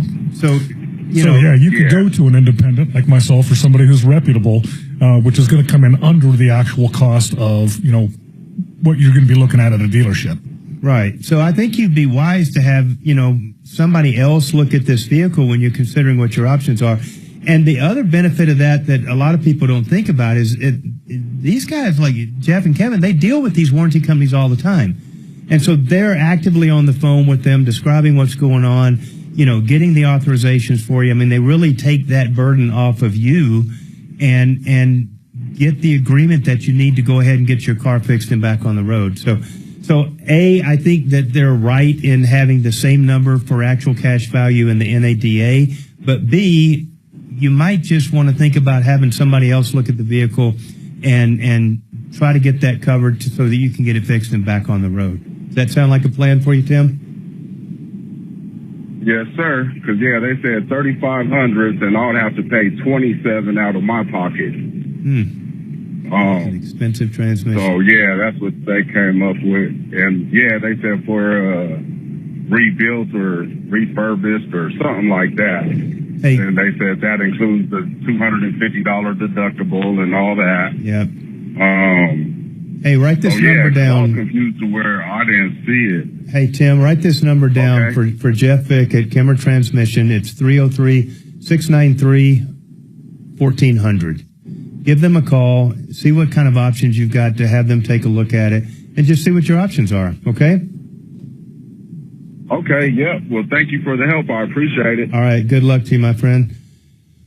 You know, and he touched on something we were talking about off air. You know, don't be the first to make contact with the warranty company. You are your own worst enemy. Right. Trust the guy you're handing your keys to deal with the warranty company. They're looking for zing words. They're looking for anything to get out from underneath these things.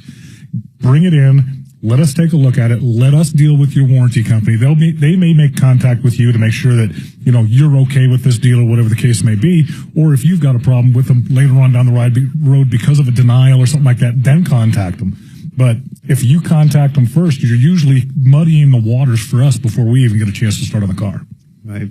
I think that's great advice. It's almost the same advice I give people in the context of accidents and stuff, which is, don't give a statement to the insurance company. You have to understand, and it's the same thing we dealt with yesterday with the attorney that was here in the deal that said at the hospital where his wife was getting treated following an accident, they had a video thing set up where they were asking questions about how to bill, and everything in that video conference call was geared towards having him make the wrong decisions and billing out inappropriately in the way that benefited the hospital the most. So listen, guys, when you have the opportunity to get a professional on your side to deal with these contracts and stuff, almost 99 times out of 100, you're going to be better off doing that.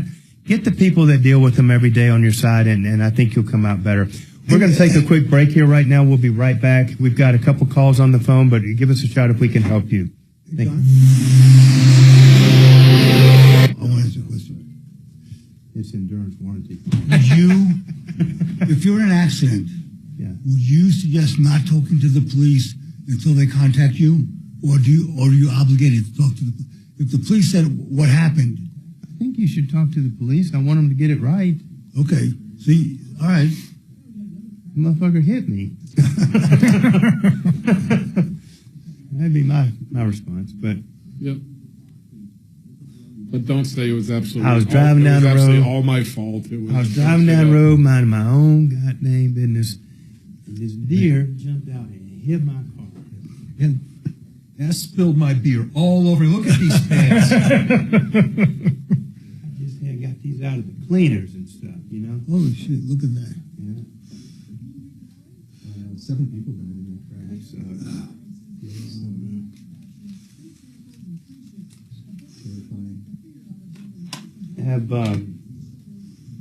We'll deal with this other call here, but I'd like to go back and talk about some examples of that and stuff. I mean, sure. You got some horror stories on those kind of issues where, I mean, it's got to be, I know it is for me at least, when you think you got a valid claim and stuff and you start dealing with them and they're like, well, they told us blah, blah, blah. You're like, God, dang it. Yep. You did what? Remember when that guy asked you, you know, you think you could have done something a little different? And you were like, well, always. Dumb answer, okay? Mm-hmm.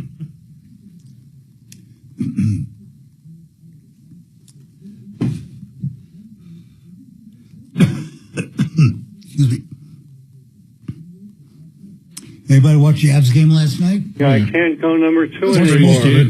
It was a great game, wasn't it? Mm-hmm. They got lucky as heck on 3 goals, and then they Yeah, then the Nuggets. Then they piped. I was flipping back and forth between that and the Nuggets. The Nuggets stepped on their dick. Practice So. and plan that. It was just a freak. But then they piped like 4 or 5 of them. I mean, where they should have scored. So it kind of evened out. But yeah. But you know, on YouTube TV, they have a split screen where you can watch both at the same time. I can't do that. Yeah. It depends, you know. I'm if you usually looking at the wrong one at the wrong time, and I miss something on the other one. So yeah. I was watching some of those Tampa, Florida games Yeah. too. Yeah, Tampa didn't show up this year. They didn't, and they got some bad penalties. That that one dude just creamed that guy. Just creamed him. It was uncalled for. Got a 5-minute major, and I mean, and then the rest is kind of history. Their guy was out of the net, and the last goal was just dumb, dumb moves. I mean, they looked good, but they just kept doing dumb things. But I don't know. It's just getting good. I really don't watch basketball at all during the year, but when you get into playoffs, Oh yeah, it's totally different. it's kind of the same thing. I might watch one now and again, but it really gets good when you get to playoff stuff. And just watching the same 2 teams play over and over again is just something you don't get during the year. You get to learn kind of who's got a grudge with so-and-so. I was going to say, you learn who really hates the other Yeah. guy. Yeah, because that comes out. It's so much better to watch in the playoffs.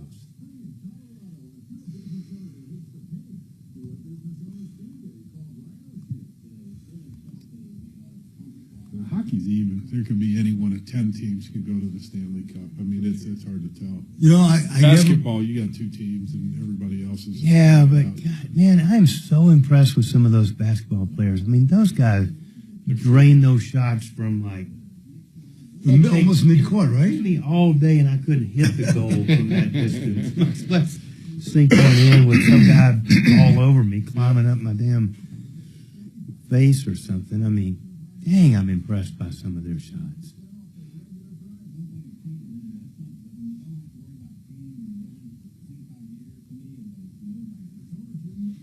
Like I said, it's either Cleveland or Oklahoma City. Everybody else is just playing. Yeah. Playing to sell tickets. Yeah, it could be. I hate basketball, but I love playoff because most of the guys, when you're playing poker, they're watching the ball game and they don't pay attention as much to their hands. So it's kind of like his Black Friday, you know. Right. The one time a year he can actually win money. I'll have you know. Not showing up about 5 minutes before the game. No pictures, it doesn't exist, Dak. What's the buy-in? Good.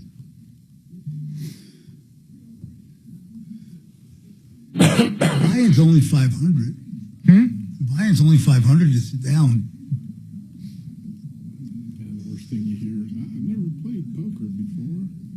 Sure. Right.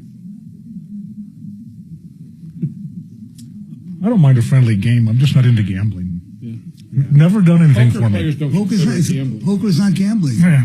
Even the California Supreme Court said that, which is why poker rooms. Now he's Doc Holliday. So. No, poker rooms are legal in California. It doesn't have to be a casino. You can open a poker room as long as you strictly. As long as you're talking about California, okay, as far as I'm concerned, they're a fucking nut house anyway. Well, this is back in the 1890s, so it was before the whole woke thing. But you have to make poker's a game of skill. It's not. Oh no, I agree. But to me, it's still gambling. If I'm throwing money in and out, that's just not interested. There's a degree of luck anytime there's a card involved. The consequence of... If you and I sat down for half an hour, you could win all my money. That's right. If you 630 K-How.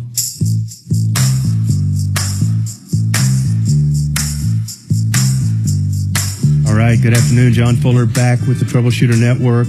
And joining me in the studio here is Jeff Vick and Kevin Culkin, and it is Car Day, and we are here to help you with all of your problems. We solve problems, take complaints, answer questions. We're here for just about anything. It doesn't have to be limited to cars, but while we have these experts in the house, it's a great time to call with the car issues. But we have Joanna on the line with a not car issue. Joanna, how can we help you today? I just want to see if I can get some help for a friend of mine. She's 77 years old, and she's lived in her townhome for 40 years. She does have some serious mental health problems. Okay. But I just found out that she got a notice from the sheriff that they are going to come take her home May 8th. For what? Because of HOA dues that she did not pay. Now, I'm sure she's gotten quite a few notices and everything else, and she thinks it's all a big scam, so she has ignored everything that she has gotten from the courts, from the HOA. I went online and it was filed in July 30th, 2024, so it's, it's so the been HOA, a long time, but sorry, Joanna, so they actually sued her in foreclosure for this lien against the condo, or the townhome? Is that what's going on? right, she owes $21,000 in HOA fees and dues is what they were suing her for. Has she? So I'm wondering. I mean, has she been paying anything? I mean, surely she's not so. Is she so gone that she doesn't recognize the obligation to pay them, or what's going on with the lack of payment? I'm not sure where that is. She claims that she has paid it, but I don't know. Like I say, she does have some serious mental health problems, so I don't know if she has or hasn't. But does she have any family? That's no, she has no family. And so I'm just trying to see if there's something that can be done to delay this or stop this. I know May 8th is next week.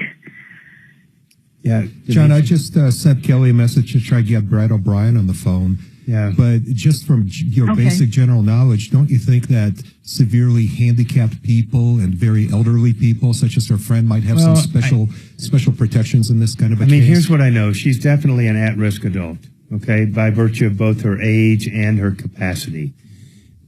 And, and those are both issues that would have been in effect last year when they initiated this deal. And so I think, there may be some salvation in the lack of process or what she didn't participate. But it sounds like, this is the kind of thing that happens when an HOA finally files a lawsuit and then the person doesn't show up and they get a judgment. And then finally they decide to foreclose that judgment. If she's been there for 40 years, she likely owns it free and clear. So there's no liens on the property. So they're in first position. And so it's just She does have a reverse mortgage. I know that. Oh. But wouldn't the reverse mortgage company have paid off this judgment? Well, they should have, and they should have verified every year that both the insurance and all the obligations were being paid on it. Have you, Joanna, do you have any sort of power of attorney, or do you have the ability to actually contact any of these people on her behalf? No, I don't. Like I say, she's more of an acquaintance. We get together a couple times a year for dinner, and we had just gotten together, and she mentioned all this, and I was just terribly worried about her, and I know she has no family, and so that's why I'm trying to find some help for her. Does she have the means of satisfying this judgment? She says she does. Well, it's down to the oh my God stage of, I don't know if she even still has a right to cure. I am interested in getting Brad O'Brien on the phone here. Brad's one of our real estate attorneys. He was in studio yesterday, and I think that would really be smart of us to get his take on this. Joanna, can I put you back on hold for just a little bit while we get Brad on the phone, just to get some really good advice straight from a guy that does this every day? Yes. All right. Just go back on hold. We won't forget about you. And as soon as we get Brad on the line, we'll be back to talk about this some more. Okay, Joanna? All right. So hang on there, Joanna. Hey, you guys were talking about, the concept of don't call these warranty companies on your own and your experiences with them. Just to help people kind of understand why we say that and the horror stories that come from people trying to do it on their own. Yep. Can you share with the listeners some experiences? I think most people are just trying to be helpful, by trying to lay everything out. But, it's a term we used earlier, less is more. The less you tell them, I never condone lying. Don't lie to them, but don't answer, is today Tuesday with a story. Just answer the questions that, and you shouldn't even have to talk to your own warranty company. We do it. You bring your car in, tell me what's going on. Here's my warranty. Let me know what you find out. And that's the end of it. Right. And you never hear back from anybody until we get an answer. And this is what we need to do. Warranty never contacts customers. Very, very rarely. So don't get involved. It just muddies everything up, and it makes it harder for us, to make a claim for you. And other little tidbits we talk. Don't use it. Don't buy a car with an extended warranty thinking that is like a service contract. There's something wrong with the car, and you buy the car with the warranty, and the next day you call the warranty company. No, they're gonna decline that every single time. They're going to consider that pre-existing. Exactly. So yeah, and that kind of gets closer to that fraud, Mark, that we were talking about. We talked earlier about whether the mileage that was reported for the guy that was on the line with us was a material misrepresentation. I mean, I think when you can say, look, it's 0.2% of the overall mileage, and this guy was trying to do the honest thing and stuff. There's clearly no fraud going on in that case. But if if on the other hand you report the thing the next day, and that's when your 10,000 mile discrepancy comes up or something, that's a little different story. That begins to look like it just doesn't pass the smell test. Yep. And the smell test is is really what it comes down to. And the same is true in my line of work. I mean, if you get a new policy of insurance and the car gets stolen the next day, you can bet that they're going to open a special investigation on that, and they're going to look really, really, really hard at every circumstance. Yep. Not saying it doesn't happen, and it doesn't happen legitimately, but an awful lot of times when it smells like a rat and it looks like a rat, it probably is a rat. And these insurance companies are not dumb. They look at those dates, too, and it sets off a big red flag, and they're like, yeah, no. Well, and you have to live in preparation, too, for that day of failure. Right. Everything you do from the time you buy that car until you get that failure, they're going to scrutinize. Right. So if you are scheduled inside your owner's manual for transmission service at 36,000 miles, it better be before 36,000 miles. Right. You better be able to document it. So that's a great question, or a great point, because it is in this contract here that you have to meet all of the manufacturer's recommended maintenance intervals. So I know I don't do that in my personal vehicles. It may be plus or over by a little bit, or maybe even a lot. And I've seen them where if it's 1 mile over this regular scheduled maintenance, where they have declined it just off of that. So if you're doing your own oil changes, save the dates, save the receipts, so that you can prove that I bought the oil and the oil filter. You can check the part number. This fits my car, all right? And this was the date I did it, and this was the mileage I did it on. But they are looking for a reason to duck out, and maintenance is probably the number one reason why they'll pull out. That's the easiest one for them to pull out of. Yep. And that carries the day for them. That holds water. Sure. I mean, even the 1 mile failure to get the recommended whatever. I saw a warranty once in big bold letters on the first page. If you don't change your oil within 1,500 miles of this sale, this warranty is void. Holy moly. All right, guys, hang on. We'll be right back after this break. Amazing how many people didn't even see that. Right. Well, nobody reads it. It's in the envelope in the glove box. Yeah. In the matter of this elderly lady who's about to get booted, if the plaintiff didn't serve the reverse mortgage company, is that a fatal defect to the entire case? I don't think so, because the reverse mortgage company probably got put on notice at some point in the process, and they're going to show up to bid their mortgage. You would just about bet that they would be there like any other mortgage company to bid up their deal. There's a public trustee, with the warranty deed that appoints a public trustee to administer that and stuff. I mean, if it were me, my advice to this poor lady, because we can't get Brad on the phone, find her someplace to move. She either needs to cure that sumbitch like muy pronto, or start packing, because it's not going to go. Those are the only two ways it can go. Even if you had a valid grounds to challenge it, you can't challenge it in 6 days with 1 weekend thrown in there. I mean, you just can't. The courts they're not set up to do anything that quickly. Period. So I think she's got to go try to cure that thing or do something. And Call by the the way- reverse mortgage and be like, we got a problem. And what is this notice from the sheriff? Is it of an impending sale, or it's already been sold, and now she has That's to move the scary out? thing. We don't have the documents. That's a great question because she said in 8 days she's going to lose her home, but I don't know if that means that's the date of the sale, because that won't be the date she loses. Well, she kind of will lose it, but she won't be out of it. But she says there's been all sorts of paperwork leading up to this. So she could have gotten sued and they got a judgment on the HOA liens. That could have easily taken place, and she could have defaulted on that and just not participated. They got a default judgment. They went to a hearing on damages. They got their judgment, and then they finally decided to foreclose it. They probably, if I had to guess, unless she's a real problem, they probably had 3 or 4 judgments that piled up before they finally decided we're going to do it, because it costs them money to, Is service on a deficient person like that still considered valid? unless she's been deemed not. Deemed I don't know. I mean, service is service, but look at Rule 92 or whatever the rule is. I don't know. I mean, it is if you don't challenge it. I'll put it that way. Yeah, well, right. True. Yeah. Yeah, you always get defaulted if nobody challenges. Right. You can serve the dog if they don't challenge it. It's good service, So, The 8th is Thursday. Do we not have anybody else that we can call? Anybody that does that kind of stuff? Bankruptcy attorney Mike Wink. I mean, she will have her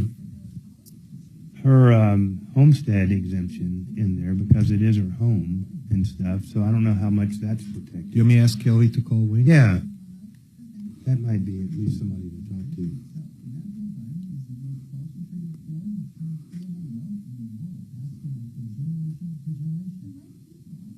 Can they buy it for less, if it goes into foreclosure, can they buy it for less than the market value? Oh, yeah. Oh, yeah. Buy it for $1. Which is probably what they did. That's where penny auctions came from. What? Well, it depends on what the sheriff is going to do. Well, that's why the reverse mortgage company would be there to make sure it doesn't. Yeah. But, I mean, the reverse mortgage company should have been made aware of this through this process. Because they would have had a lien on the property already. So And they still do. I mean, Yeah. their lien is perfected. Yep. So they're going to be fine, depending on what it was. They normally would show up and bid the amount of their lien, and then it's offset, so they get an offset for what they have a lien for. So if you want to buy it, you got to pay more than that, so their lien is covered. But,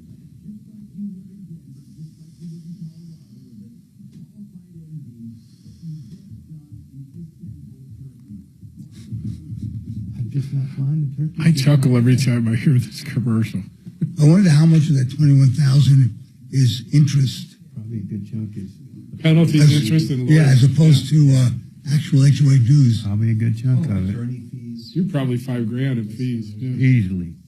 Probably $5,000. I mean, $5,000 in HOA. The rest of it is Yeah. I agree.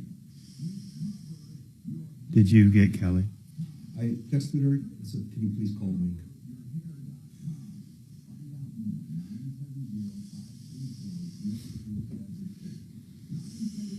It's too bad somebody didn't intervene.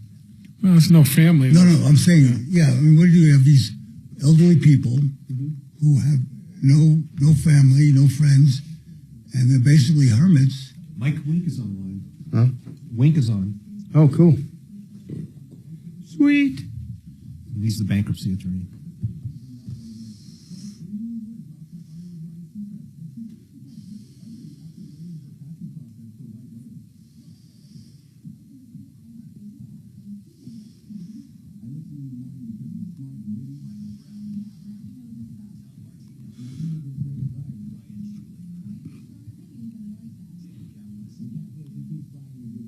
Denver's talk station. The station I keep it on. 630 KHOW.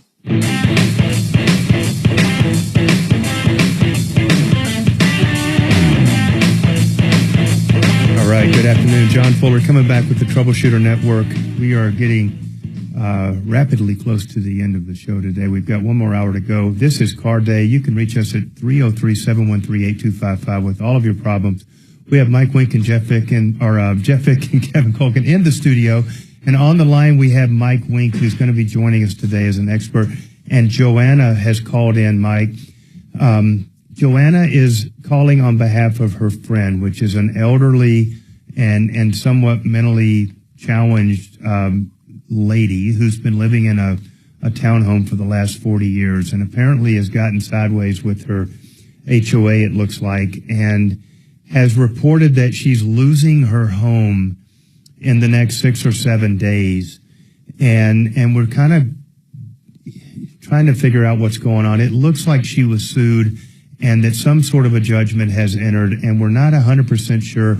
But either they're going to a foreclosure auction next week, or perhaps they've already had the auction and she's coming down to the date where the sheriff is going to take possession of the townhome. And so two things then came up in the conversation. One is that she has a reverse mortgage on the property. And then second, the idea that there is a homestead exemption, that her age over 70 and certainly being at risk from a mental standpoint would kick in. And we thought, perhaps you can shed some light, Mike, on how that works. How does the homestead exemption work? What would happen in a case like this if all of a sudden this lady, retained a bankruptcy attorney or did something along those lines? We're just looking at options to save this lady's home and her rights, or at least trying to preserve her rights. Mike, the other thing, the thought that I had in mind was kind of a shortcut. Is there anything you can do to freeze whatever is going to happen next week and clean up the mess later, just to ensure that this very elderly and mentally incapable lady doesn't get kicked out into the street on Thursday? Sure. So a couple of points there. Number one, the homestead exemption does not apply to an HOA.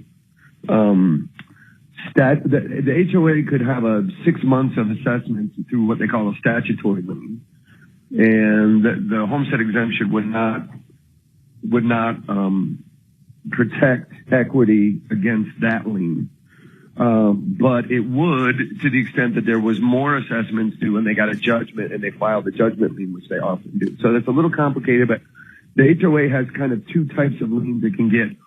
One of which is a statutory lien and the homestead exemption doesn't apply. The other which is a judgment lien and the homestead would apply. The biggest issue though right now is, has the home been sold in foreclosure or not? Because if it's been sold in foreclosure, there's nothing we can do now to stop it because it's already happened. But if it hasn't, then she can file a bankruptcy before the foreclosure sale date that will effectively stop the sale. And then we'll have to work out, paying the HOA or voiding some of the lien and maybe paying the other part, that kind of thing. Right. So, Joanna, do you know any more about this? Has there actually been a sale that went down? I mean, what is she expecting to happen next week? Is it the eviction or the actual sale that's coming up on her? Just said at 10 o'clock on May 8th is when the sheriff was coming, the letter said. So is there any way we could find out if it's been sold in foreclosure, or how do we Does the letter say what the sheriff is going to do at 10 o'clock? No, unfortunately, I haven't seen the letter, and I guess I need to get more information. Get that letter to Mike Wink right now. I think that's... Yeah, and if you give me a call offline, we can do some searching to try to figure out if it could be a sheriff's sale, which would be an enforcement of a judgment lien. And the homestead exemption could potentially stop it, but it's probably more efficient to file bankruptcy anyways, to definitively stop that sale. Right. So, Joanna, these are emergency procedures. This is not something that she can sit back and wait until the end. This is not a scam. This is very real. And if she doesn't take these steps, she does stand to lose her home and be forcibly evicted from the home if she does nothing. And that's a horrible outcome, but it could easily actually happen. So Here's what I want to do. I want to give you Mike Wink's phone number, okay? And you need to get with your friend, and the two of you need to call it 720-523-0620, okay? 720-523-0620. Thank you, Mike. We appreciate your help. Thank you. We're going to go to a break. We'll see you on the other side.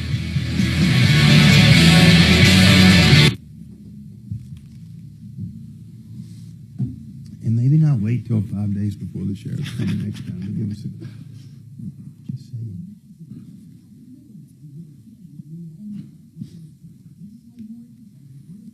What else we got to talk about?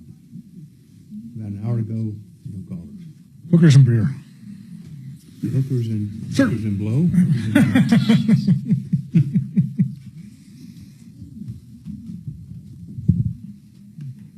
Anything going on? Any new rules, new games, new challenges, tariffs, any of that stuff messing with you guys getting parts? Parts just suck when they suck. I mean, there's no, we just have to work harder for it. To get them? Yeah. Mm-hmm. Yeah. What does that mean? Well, looking for an ABS module for a Ford, and the Ford dealers won't work with each other. So there's one in Utah, one in Dallas, one here. You gotta call everyone. So I got to call them and see if they'll sell it to me. Kind of like a list for this. Tack on $50 and I'll send it to you or something. I mean, it's shady, but I need it. The car don't run without it. You want the part? Yeah, yeah. But they won't sell it wholesale to another dealer. They want the retail. Right. Things like that, I bought more parts on eBay in the last 2 years than I've ever thought I would. Oh, yeah. Wow. A ton. Yep. eBay and Amazon been big. Yep. So, and then, Ford recently went through in preparation of the tariffs and raised the price on a bunch of parts. I mean, I had a part that literally we were buying for, it was about $190, and that was $563. Yeah. Now, do you do that as well? I mean, do you take like old transmissions that you're replacing and piece out the 10 or 15% that's reusable and, stockpile that or sell those yourselves? Typically we're building out of your unit. Okay. Okay. Now, there's times where we'll buy cores. So they've been ripped out of wrecks or whatever the case may be. You strip them down and you part them out because there's nothing wrong with this planetary gear. There's nothing wrong with this pump. And then it can be rebuilt and save the customer money. Then instead of me having to go buy a $600 pump, I can rebuild this one. I've got 200 into the core. But put you a value only buy on the those pump. when you're dealing with the need for that transmission. No, I mean, usually it's where, because there's guys who go around and do nothing but sell cores. Okay. And so when when we know we're going to see a bunch of 6L80s, the 6-speeds out of the Chevy trucks and whatnot, and he's got. No, I'm always going to have a demand. I'm going to have a demand for this. The old Turbo 350, I don't want to keep it. Okay. That used to be the standard. Exactly. Well, it was GM's favorite transmission for 35 years. But so I mean, there's still some of them out there, but I don't see enough of them where I want those parts laying around. Right. So the customer's going to have to pay a premium now because you're driving an antique vehicle. Mm-hmm. That we don't even work on anymore. Yeah. We've been turning away most antiques anymore. Yeah. Because it's just too difficult to get parts. Under 2,000. Yeah, I don't know. 2,000 is even too old. You can't get parts. And then the parts you can get are not quality. Mm-hmm. There's a lot of Chinese knockoffs out there too. Stuff, yep. A lot of counterfeit parts. So, all right, I'm going to ask some questions about that. There you go. Don't think I won't. So he's got to hear it twice for it to get into his head. Maybe 3 or 4 times. 3 or 4 times. Don't ever count on one time. You met my mama, didn't you? How many times I got to tell you, boy? That's my wife. You're never good on the first go around. Second, third, maybe, And if you want me to, if there's time to fill, I can talk about a very sophisticated bank scam that somebody tried on me about a week and a half ago. Are you suing them yet? I was going to talk to you because I can't be the only potential victim of this scam. I like to be another class rep. You need a hobby. That is my hobby. I know. Yeah.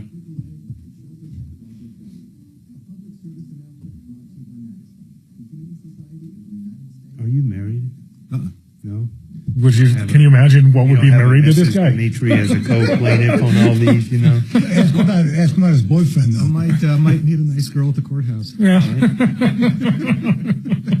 You're going to sue her, too, huh? You have a choice, lady. Come here.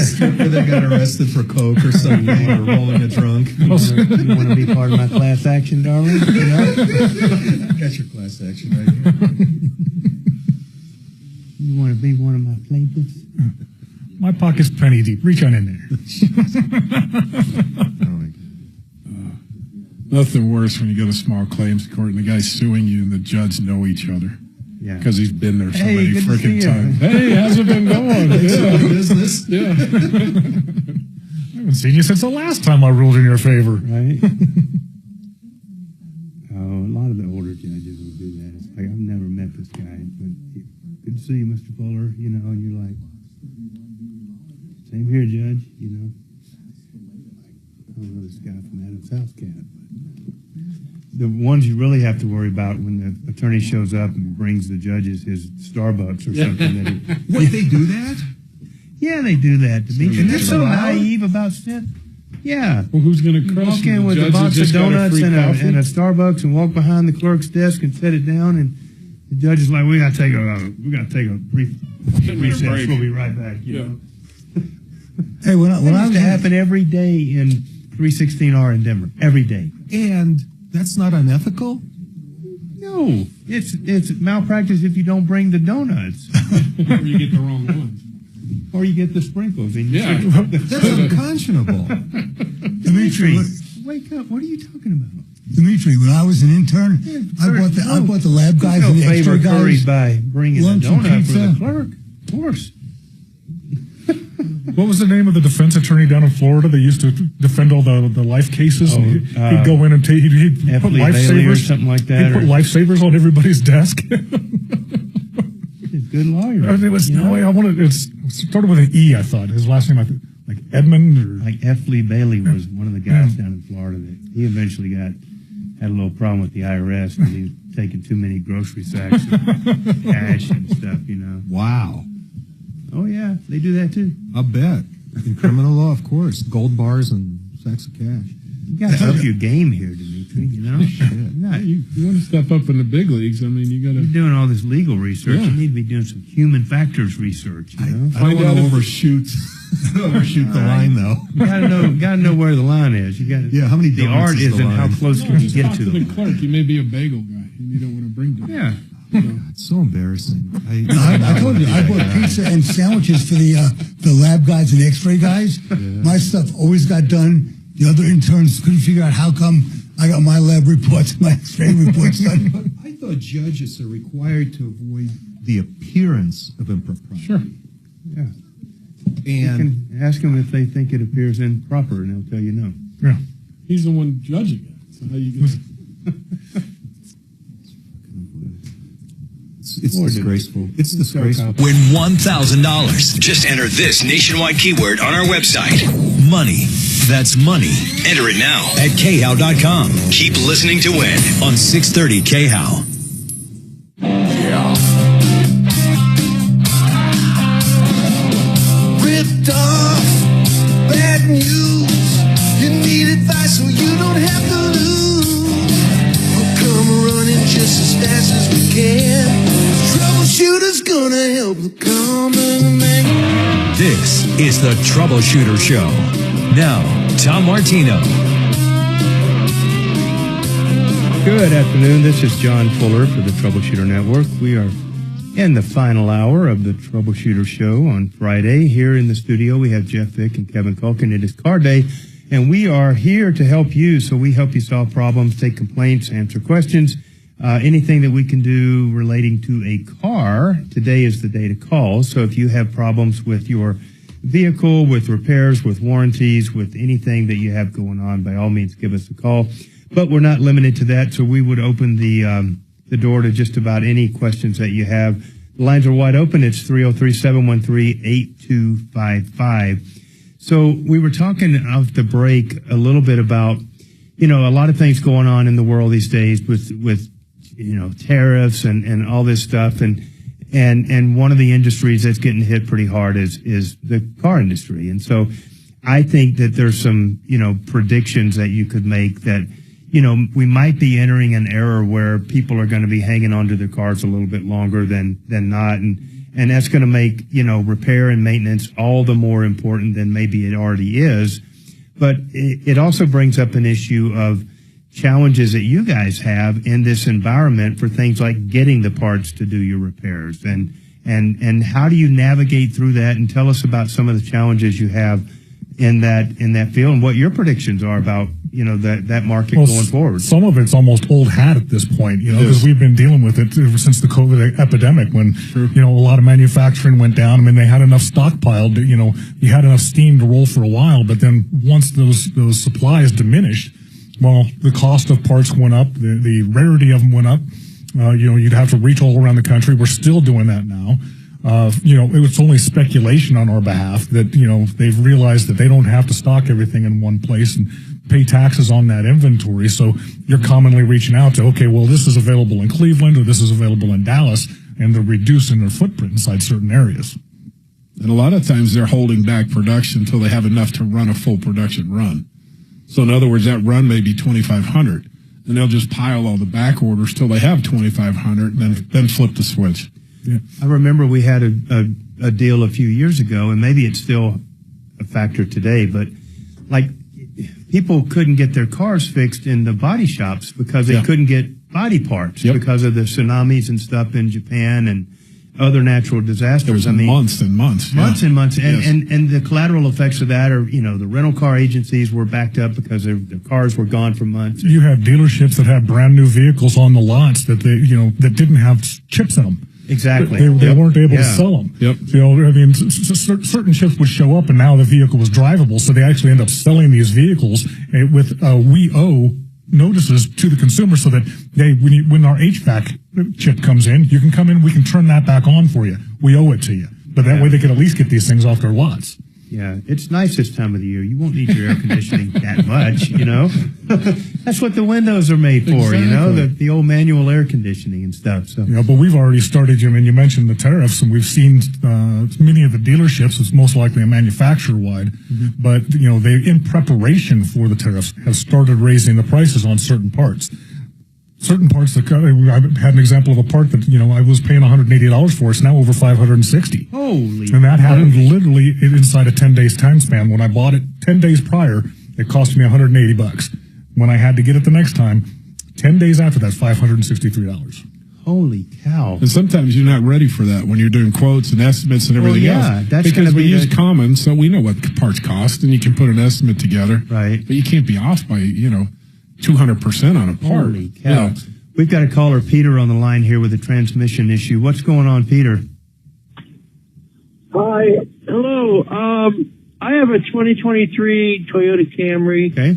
And I was in the dealership the other day. They said it's a good idea to get the transmission fluid changed. Okay. And I have a CVC transmission, and when I looked online about it, it says that it holds 8.5 quarts. But when they do the transmission fluid change, it only releases 3.5 quarts of 4. I'm wondering what the heck is the purpose of that? Supposedly, you're not supposed to change these things. Well, no, I disagree entirely that you're not supposed to change these things. I mean, they talk about sealed transmissions and lifetime fluids and lifetime units. I mean, it's a lifetime of it until it breaks down. The most cost-effective means you can keep that vehicle on the road is to do that preventative maintenance. And kudos to your dealership for recommending it at such an early age on this vehicle. I'm sure that they're going off of the mileage as well. But the most cost-effective means you can... What's that? You said absolutely. The most cost-effective means you can use of keeping that vehicle on the road is your preventative maintenance. It doesn't guarantee that you're not going to have a failure, but it maximizes the longevity of that car. Right. How many miles do you have on it, Peter? I have 40,000. Yeah, you're due. I recommend about every 3 years or 36,000 miles. And what you're doing is you're replenishing the additives that break down in that fluid over time and use. Oh, yep. I see. So if they only remove 3.5 quarts and then they add 3.5 quarts, it's actually helping the transmission. Yeah, it's kind of boosting it.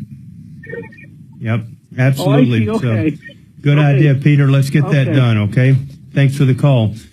Next, we're going to hear from John. John's got an issue about a head gasket. What is going on, John? You've got a 76, is that a Ford van, E250?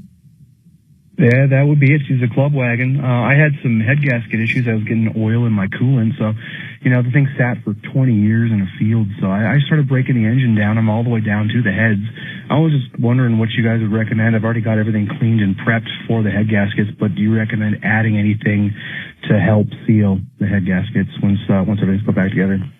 Other than just a little copper coat spray or something like that, we don't use any additives. Just helps it stick on there a little bit. But did you make sure the heads were flat? Did you put a straight edge to them? Check them?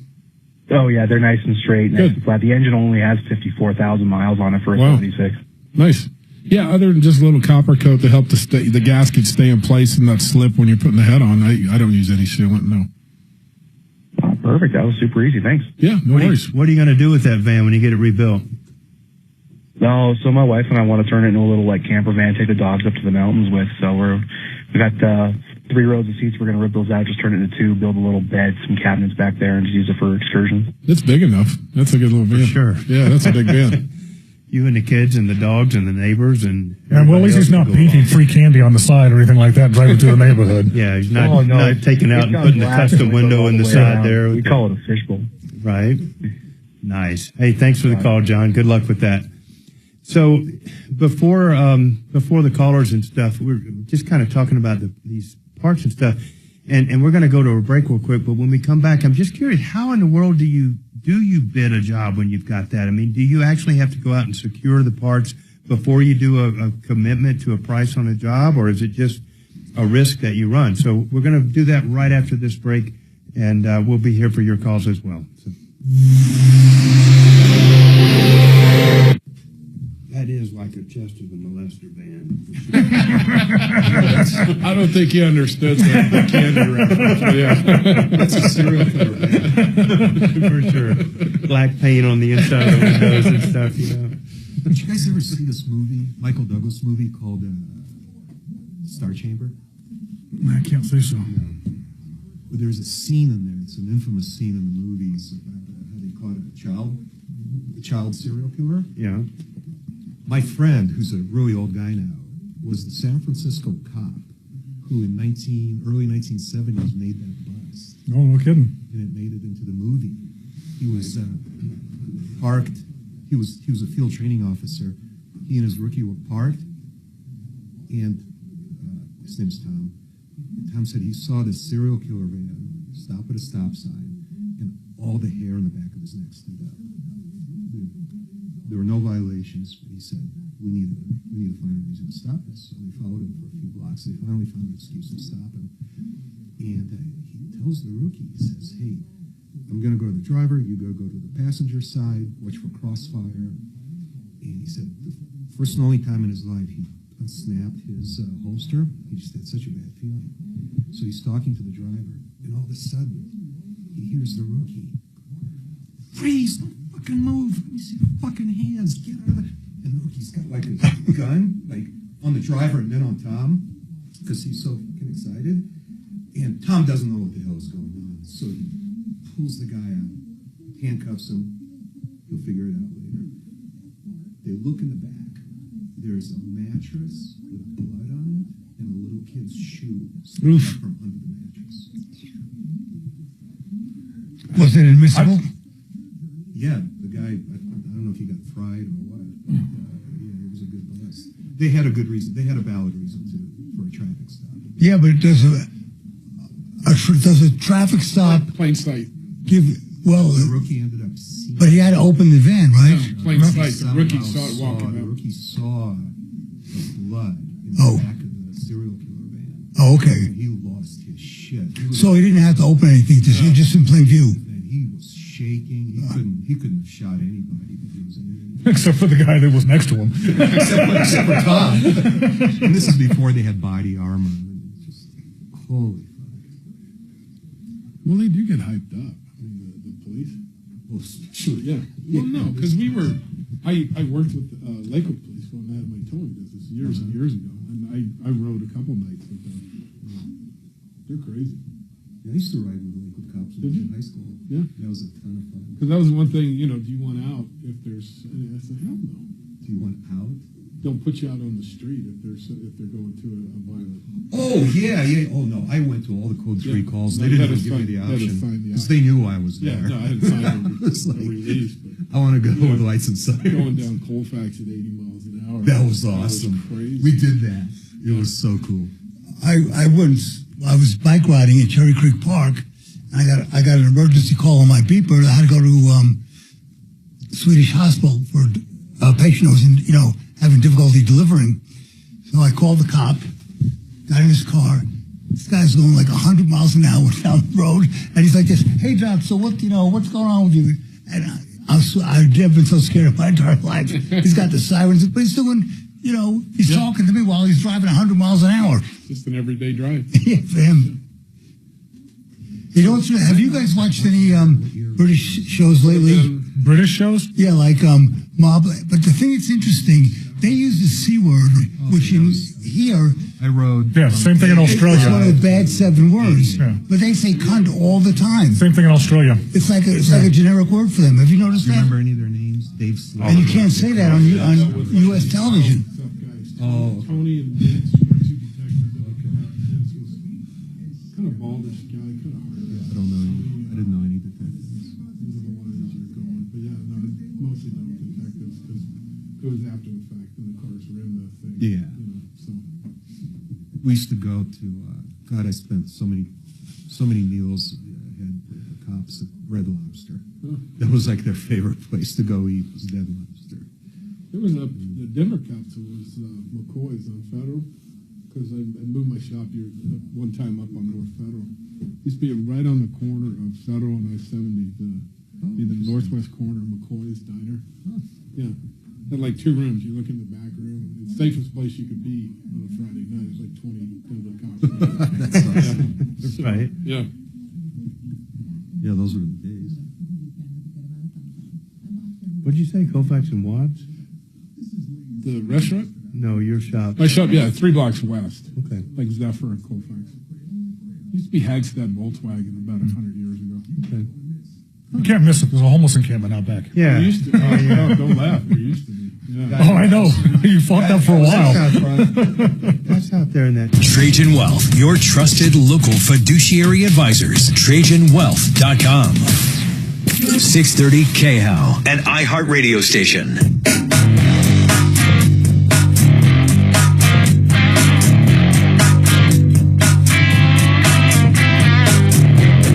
All right, good afternoon. John Fuller here on the Troubleshooter Network. Hey, Doc has a tendency to try to sneak out on these shows sometimes. So before the show gets over, I just wanted to point out, Denver, be on alert. It is National Naked Gardening Day on the 3rd of May, which I think is tomorrow. So, Doc, I'm sure you're going to be celebrating that this year, right? I will tell you, I consider gardening to be manual labor, and I gave that up about 35 years ago. So I can't understand why people like to garden. You're out in the hot sun. Much less naked, right? So I will not be naked gardening or any kind of gardening. All right. Well, you notice he didn't say he wouldn't be naked. He wouldn't be naked. He's just not going to be gardening, right? I will be out with my camera documenting it. All right. Well, I would say report back, but I'm afraid of what you'd be taking pictures of with the poker games and everything else. Nothing I haven't seen before, John. I'm quite sure of that. That's the scary part. Actually, the interesting thing was that they rated all the major cities around the country for, to rank the most favorable cities for naked gardening. Number 1 was Miami, which kind of makes sense to a degree, just from a weather standpoint. Denver didn't do so hot, though. Denver was like 380th out of 500 cities.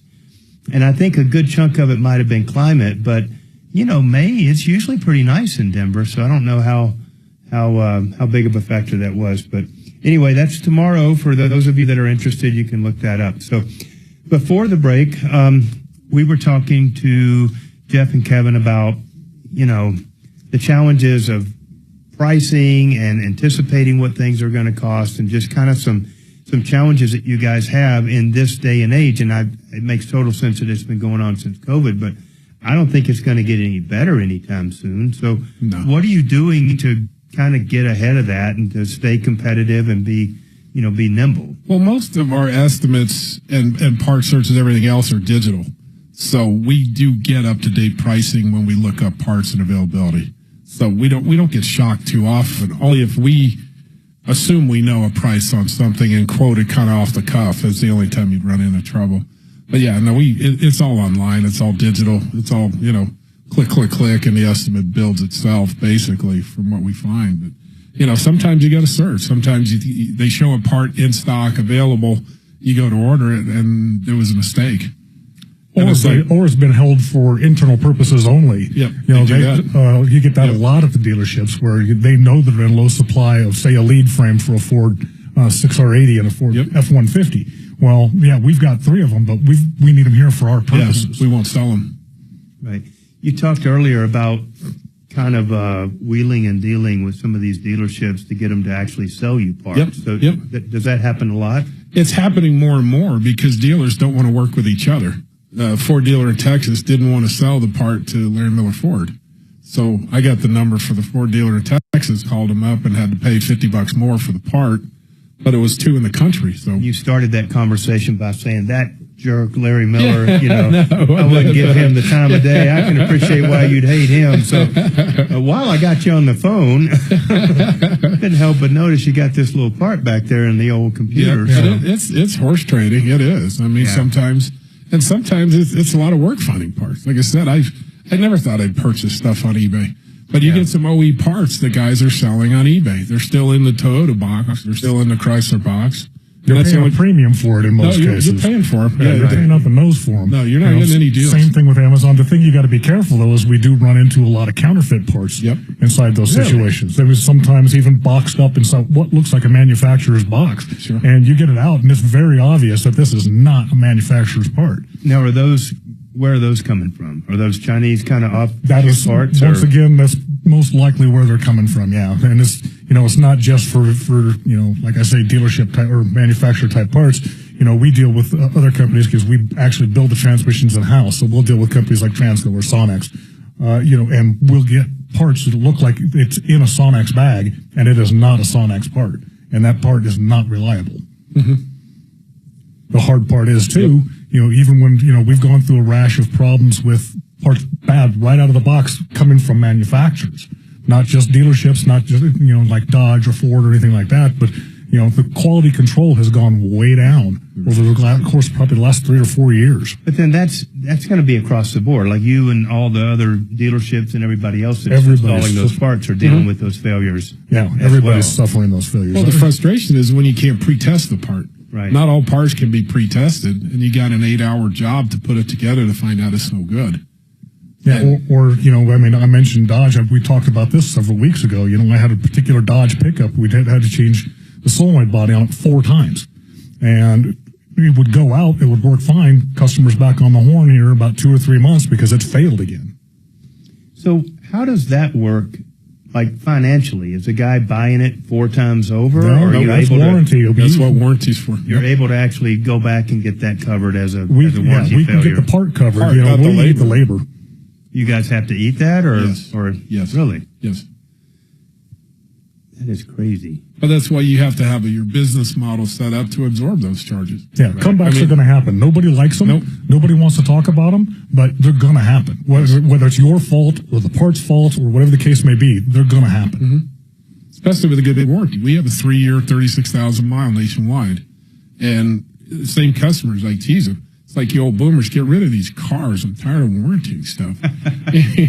But is that a warranty that you buy on behalf of your customer? It is. So on that particular one, we get compensated. Warranty, we get compensated through Napa for that warranty. Yeah. Okay. Yeah. So it's not, we don't pay the full boat, but we pay half of it. But I mean, you're not actually providing the warranty. You're not the guarantor behind the warranty. No, it's a Napa Auto Care warranty. Yeah, so that's exactly the opposite for us. I am the warranty. Are you? Yep. 100%. So it all lands on my back. Okay. That's scary. It can be. I mean, it's scary with what you're saying, that, parts are showing up that work for 2 months and then go out and that could put you in a bind. It can put you in a big bind. And depending on the part, it could be a very expensive repair. And depending on your customer and your communication, it can be very, very uncomfortable. You know, second and third time, they start doubting what you're doing. And you do yourself. You know, you start asking, what's the chances of this thing going out 4 different times? What are we missing? What are we not seeing? It's hard not to point the finger at the guy turning the wrench when you're having that kind of an outcome on. I had the same problem. I made sure my patients signed a release that they wouldn't give the babies back to me. They were non-refundable. Yeah, but the difference between a mechanic and a doctor is you guys get to bury your comebacks. Wow. No response on that one, Doc? So, it's Naked Gardening Day. Did you know that? All right, so we're going to go to a break here in just a second. We've got a couple more segments here. There's just enough time for you to get on the phone and give us a call at 303-713-8255. Rounding out the day, we've got Jeff Vick and Kevin Culkin. We do have one more fraud alert from Dimitri here coming up before we're done. And it looks like we've got Chris getting teed up on the line. So a quick break. We'll be right back to take your calls and help you out.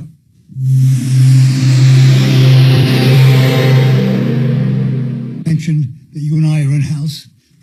No. I just mentioned Dimitri a second ago. I'm trying to break them in Italy. We got yet another fraud from Dimitri, people. So set your recorders. Here it comes, okay?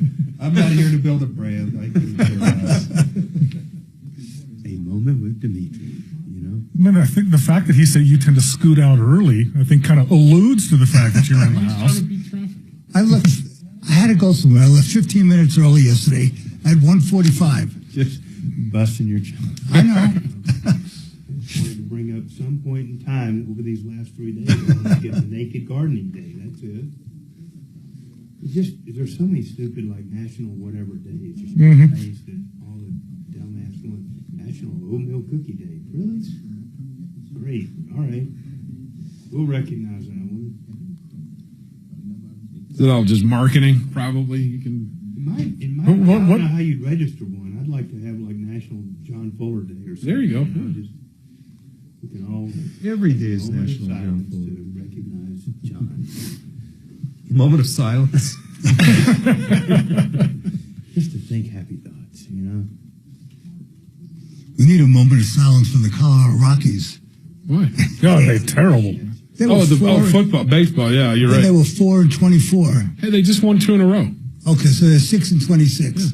Yeah. Why, was it spring training for what, the Wheat Ridge Farmers? No, they actually beat San Francisco and whoever. But it must be tough when you're on a team like that. Well, you know, it's partially the owner's fault. It's totally the owner's fault. Big part. See, I just like riding. I think the problem, Jeff, I hate is betting that against the home team, but it's just too tempting when they lose. The owners are business people; they're not baseball people, and you know they get $30,000 no matter what they do. What? No, $30,000 a game on average.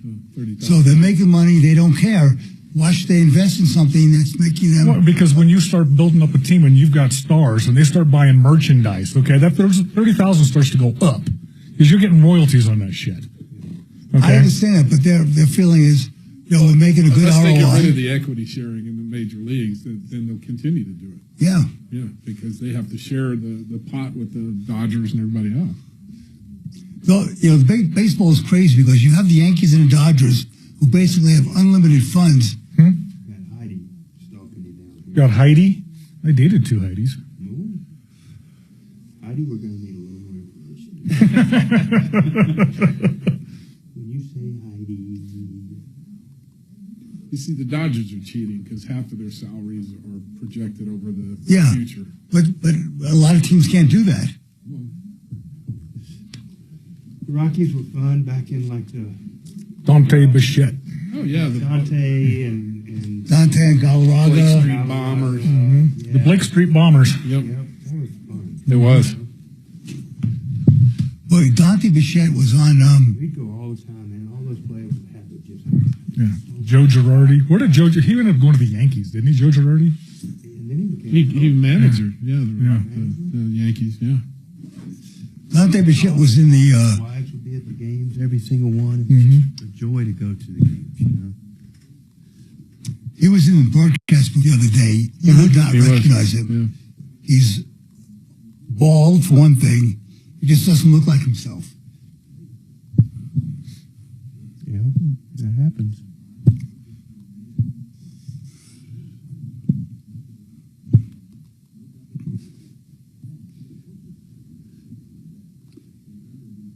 Well, so my son was a bat boy at a Mariners and Rockies preseason game. They were so nice to him. Both the Ken Griffey and Rodriguez and Dante Bichette, they could have bent over more. They gave him bats and a helmet. Really were a nice bunch of guys.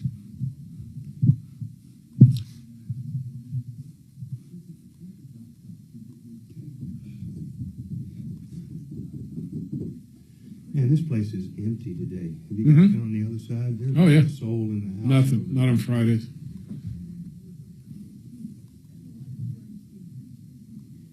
John, are you working any days next week here? No. No, I think Mark Bendenelli is going to be on Monday. And then I think Mark and them are back Monday, or they get back Monday. Okay, so they'll be back on Tuesday or something. I think. Not 100% sure, but I know that Mark's in on Monday. Yeah, I knew Mark is coming back on Tuesday here. Because Marco is on Monday. Have you met Marco? Many times. Oh, really? Okay, you guys are in the same line of work. So. Yep. He's got some interesting stories. He's working a wrongful death case out in L.A. right now. 2 off-duty cops shot and killed somebody. Yep.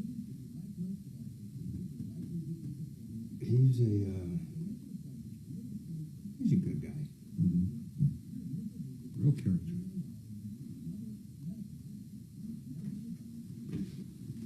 I swore Marco was somewhere down south. Just from his accent. South New York, maybe. No, he's from Pittsburgh. South New Jersey or something. Where's he from? Pittsburgh. 5 offices across the Front Range to serve you. Rocky Mountain Men's Clinic, a Promenic restorative health practice.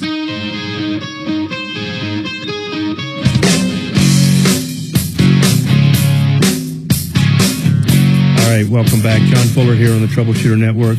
Ask and you shall receive. We have a number of callers lined up to work through here. Everybody hang on. We will get to you. This is John Fuller on the Troubleshooter Network, and we are here to take your calls on anything and everything, but we have 2 experts in the house, Jeff Vick and Kevin Culkin, who are our car experts. And so the first call we're going to go to is Chris with a question about engine parts and warranty. What's going on, Chris? Hi, John. How you doing? Good, thanks. What's going on? Sure. So I have a 2015 Chevy Silverado 1500. Okay. I just put a brand new engine in it, and I wanted to look at doing a couple of aftermarket items to try to ensure I don't have the same problem again that I had. And I was curious to know if these parts would void the manufacturer's warranty on the new engine. It came with the GM factory 3-year, 100,000-mile warranty. Okay. What parts are you thinking about? So I was looking at doing a air oil separator catch can, and also doing a range module, the AFM DFM disabler. And I didn't know if that would affect the warranty. Okay. I don't even know what those the are. rates, So. the rates might. I would definitely check with GM specifically on that, because that could be considered a modification, and that could fall within that exclusion. Yes, that would be a concern. Okay. Possibly. I mean, I would definitely get clarification on it. For which one? The second one, the range modifier. But the other error, I mean, short of a cold air, a lot of cold airs will void your warranty. I don't think that one will, though. I think he was talking about a catch can, which, correct me if I'm wrong, that comes out of the PCV valve, and it separates the oil from the air before the air gets re-injected into the intake manifold. And then once in a while, you dump out the residual oil. So is that, Chris, did I get that right? Is that the catch can that you're talking about? Yeah, it's a product. It's the K&N catch can. It separates the water and the sludge that's in the oil from going back down into the engine. Yeah, and I think the idea, correct me if I'm wrong, Chris, but I think the idea is that you keep that oil from re-entering the intake side, And so you reduce the amount of buildup and gunk and carbon and all that stuff on the intake valves. Is that the idea behind the cash can? Yeah, that's it. Yeah, I mean, in theory, it doesn't sound like something that would be considered a modification, but I think on a new engine where you've got that valuable warranty from the factory and stuff, you may want to run it up the flagpole with them. I'd ask them. I would, yeah, because I don't see how that would, but you just never know how they would read it. Yeah. What did that new engine cost you? Sure. All said and done, it was $15,200. Sounds reasonable for a brand new engine, don't you think? Well, reman. You know. Oh, it's reman, not brand new out of the factory. They don't have new ones anymore. I kind of saw it as I just bought a brand new truck for $15,000. Oh, heck yeah. As opposed to $70,000. So true. Yeah, I mean that totally makes sense. I don't see why you wouldn't do that if you've got a nice chassis, a nice truck, and that's all you need to do. Absolutely, that makes total sense. So, anything else there, Chris? No, that should take care of it. I thank you for the information. All right. Good luck to you, partner.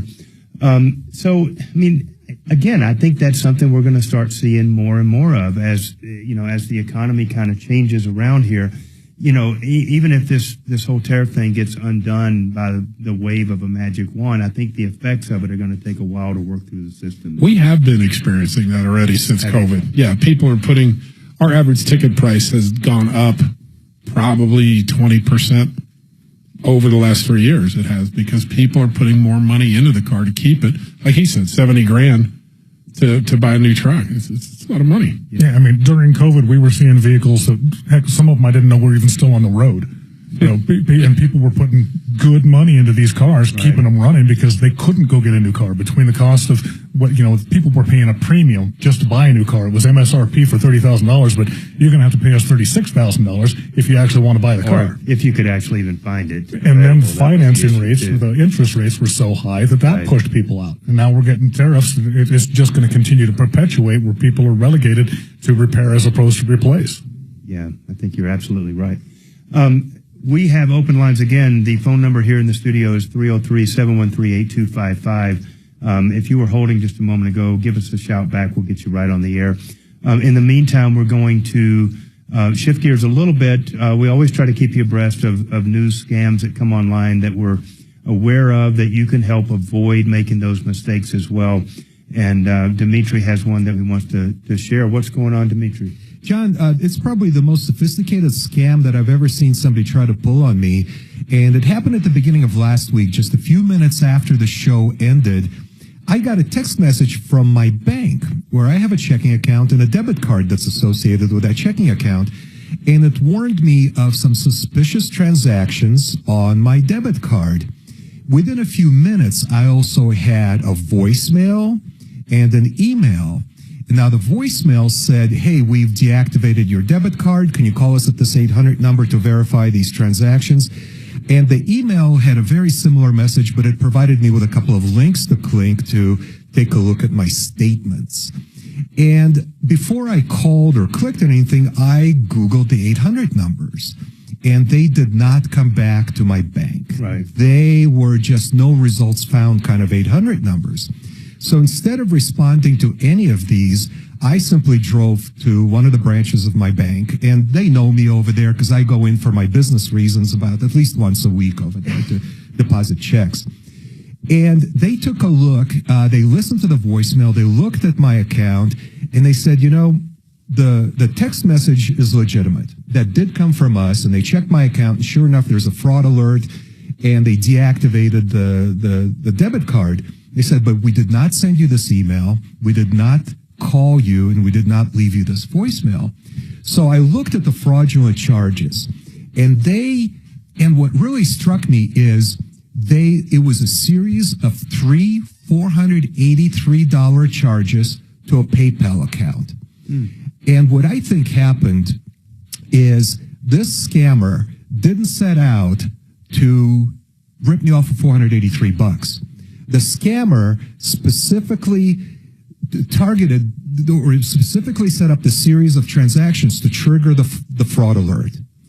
And then when I saw, their idea was that when I saw that my debit card wasn't working anymore, I would respond either to their voicemail or I would click on those links, and they would get the rest of the bank account information from me that way. Right. So I thought the sophisticated part was they sacrificed the $483 by charging it 3 times because they knew this would trigger. And the scary part was they knew, because all of these communications had the name of my bank. They had the last 4 digits of my debit card. They had my email address, and they had my phone number. So the scary part was how sophisticated and how much information they already had about me, including my debit card number. Yeah, I mean, that is frightening, and that's no different than all these other scams just have an amazing amount of information on you. My question is, why do you use a debit card anymore? That's exactly with what I was all the going to risk ask. associated with that. I mean, that's just, why in the world would you do that? I don't use it, but it came with my checking account. Okay. And I use my checking account all the time. And I mean, I can count on one hand or one finger how many times I've used the debit card for some internet purchase. I do have credit cards that I use for credit card purchases. But so I just have it because it came with a bank account. Okay. We're going to go to the phones here real quick. We've got Patrick waiting. We'll try to get at least Patrick started here. What's going on, Patrick? You've got a car about rebuild or a question about car rebuild. Yeah, I need a generator. I have an old 35 Ford, and I need the 6-volt generator rebuilt. Do you guys know anybody that can do that? It's I don't know if I don't know if Generator Exchange is still around. They used to be at 44th and Clay. They did all those old generators. Generator Exchange. I'm looking them up. All right. Quick. I can't seem to find anybody that wants to do it. They still show to be there. Yeah. No, I guarantee you he'll do it. Okay. I appreciate it. Thanks for the time. Of course. You bet. Thanks for the call, Patrick. We're going to go to a break here real quick, and we'll be right back on the other side. You still have time to give us a call at 303-713-8255. Thanks. Patty must have remembered one of our dates and decided she didn't want to talk to me. I was going to say, yeah. Shut that, Jeff. God damn, I didn't know it was that one. You were next. You were so close. But they weren't even holding that long. Other people, I've seen them wait for, an hour and a half. When Tom and Mark get on toots and stuff and leave people on hold for an hour and a half. Yeah. No, these. I know. No, you're blowing through them. About 3 minutes, and they're like, fuck this guy, I'm out. They call back. No, please. We can only talk about parts for so long. We want to know the scoop. Yeah. We need the dirt. We need the dirt.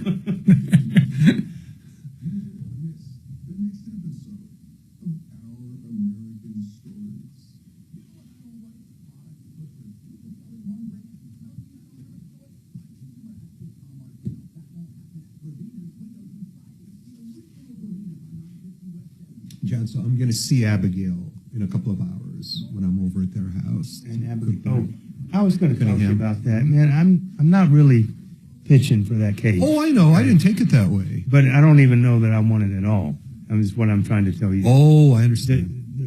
There is a point at which it's almost too late, Dimitri. And without going into details while we're on the air and stuff, there's been a lot of damage done, stuff that's happened, and it's well into the process that there's a point where it's like I can reel back a few things, but it's really hard to just hit rewind on the entire thing. And those issues went back to initial handling of certain bills and MedPay and that kind of stuff, and I gave them the full rundown through it, so they should have all the tools that they need to to get through with that. But I mean, I'm always happy to answer any questions, but I'm not trying to. Oh, I know. I didn't take it that way. For that, My big concern was every $1,000 she puts it away at age 18 is going to become $150,000 by the time she retires. That's why I was so anxious to maximize her revenue. Well, and you're absolutely right, but the time to have done that would have been 6 weeks ago, 12 weeks ago, whatever. And it's another one of those, bad things happen when you talk to the insurance companies, kind of thing, you know. So, and that one was couched in terms of, well, let's just see what they offer, you know. Let's not. Yeah, because they don't negotiate against themselves very often. Yeah. They've done this a time or two, you know. I was in a gas station explosion, and it was long before I met you. And they called me and they offered me $2,700, and I thought, oh shit, that's great. And I accepted without even negotiating it.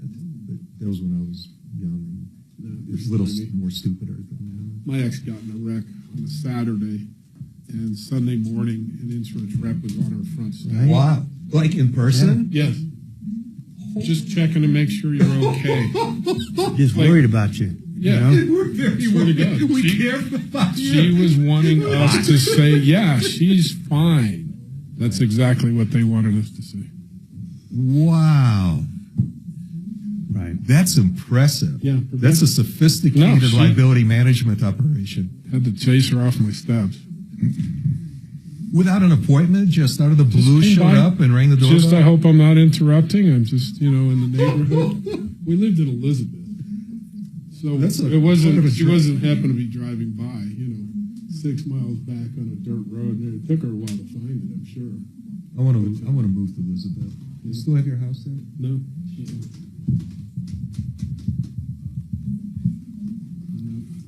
Yeah, that was a hard lesson. Because my ex was one that she's a storyteller, so she couldn't shut her mouth. Well, they wouldn't do that if it didn't work. That's the whole thing. It's like, well, we'd like to just send you a little money to help out in your time of need here and stuff. And, people are like, well, all right. I guess but people it's like, wait 24 hours and just see how you are. I have a client the other day that got one of those phone calls, and they were making, talking about offers and stuff and what they might do. And she did not agree to any of it. And boom, money showed up in her account via Zelle. Wow. Never signed anything, never agreed to anything. Holy shit. XYZ insurance company sent her money to her account. But that doesn't bind her to anything, right? No, it goes a long way. It used to be the case. Now, I had another case where they did that. We're just going to send you some money to help out. We understand you're not able to work right now. I just want you to be able to pay your bills, keep your kids fed. We understand. And they sent a $10,000 check to my dude, and he signed it, and that was binding. We challenged it. It was absolutely a done deal, final settlement, no more money coming his way, done. Wow. Unwritten, and that was an unwritten. That was it. It was just an endorsement on the back of the check. Oh, there was an endorsement. Like by signing here, I agree that this is full and final settlement. In little bitty fine print for a dude that spoke Spanish. And he took him at face value. They were just trying to help out. Well, that's what they told him. Sure. Just trying to help you out. Yeah, I can't go number 2 anymore. For people who speak Spanish. Another one of his devastating threads on X on the media cover-up of Biden's decline. Friday at 2 on 630 KHOW.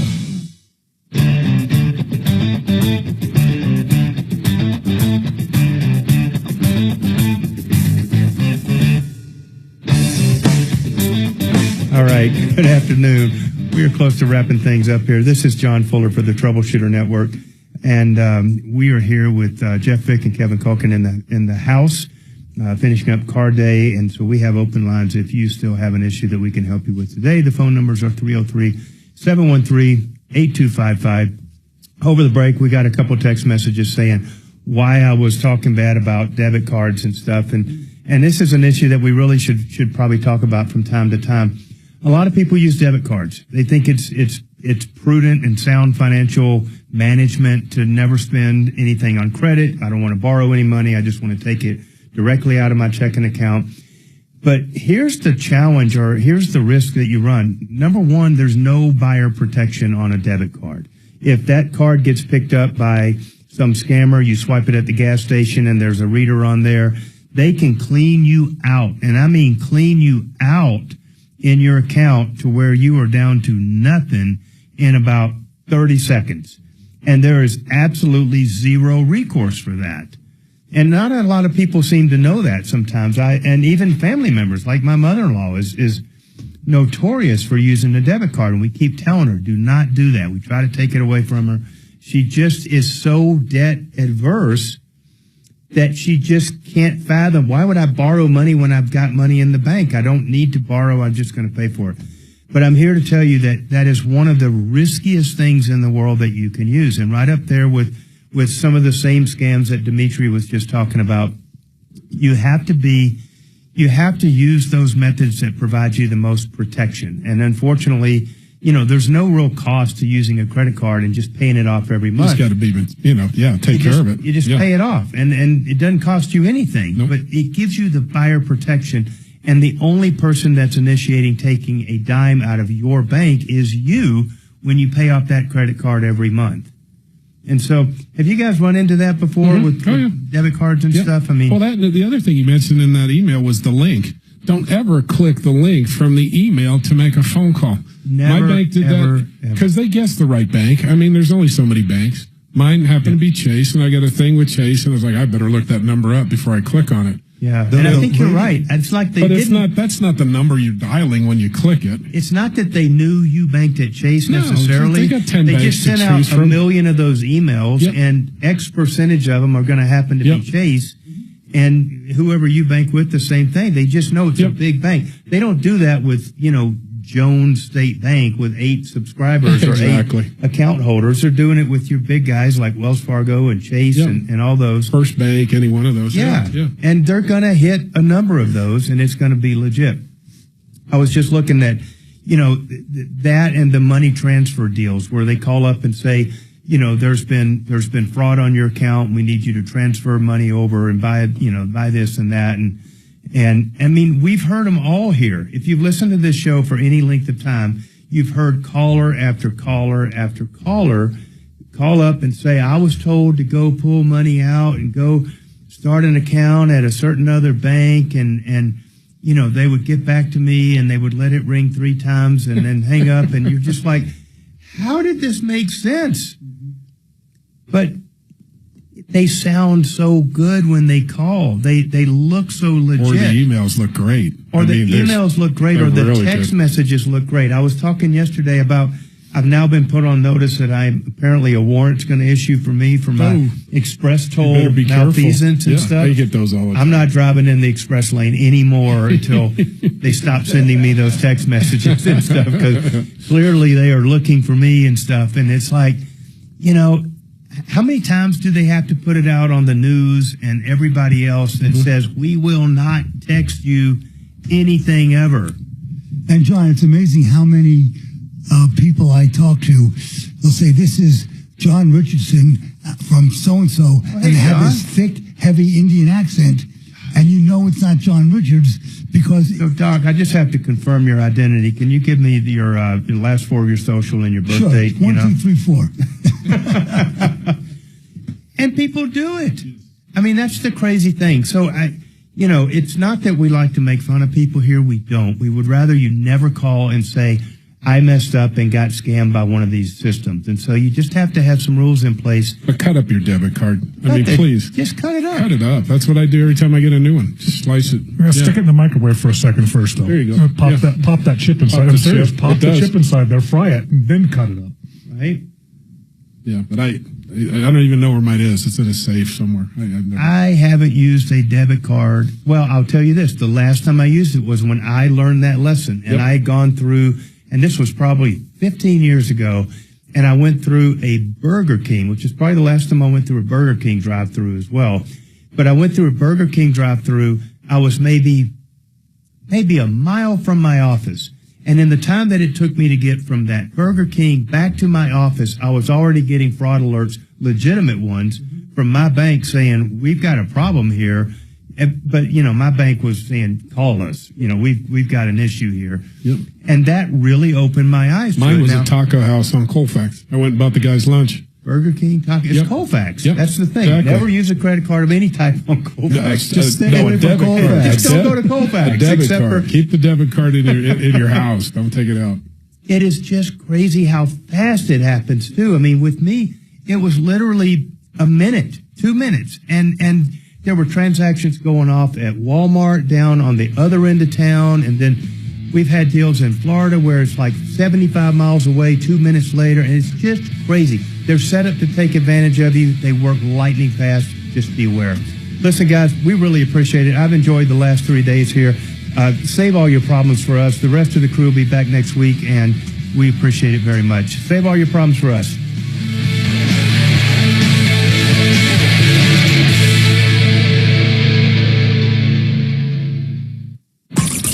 Follow Tom Martino at Real Tom Martino and stay connected with all of us at 630KHOW, KHOW.com, and on the iHeartRadio app.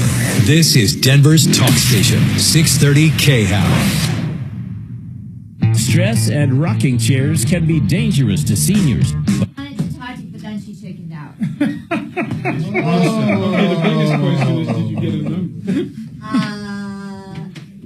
Yeah, I can't go number 2 anymore.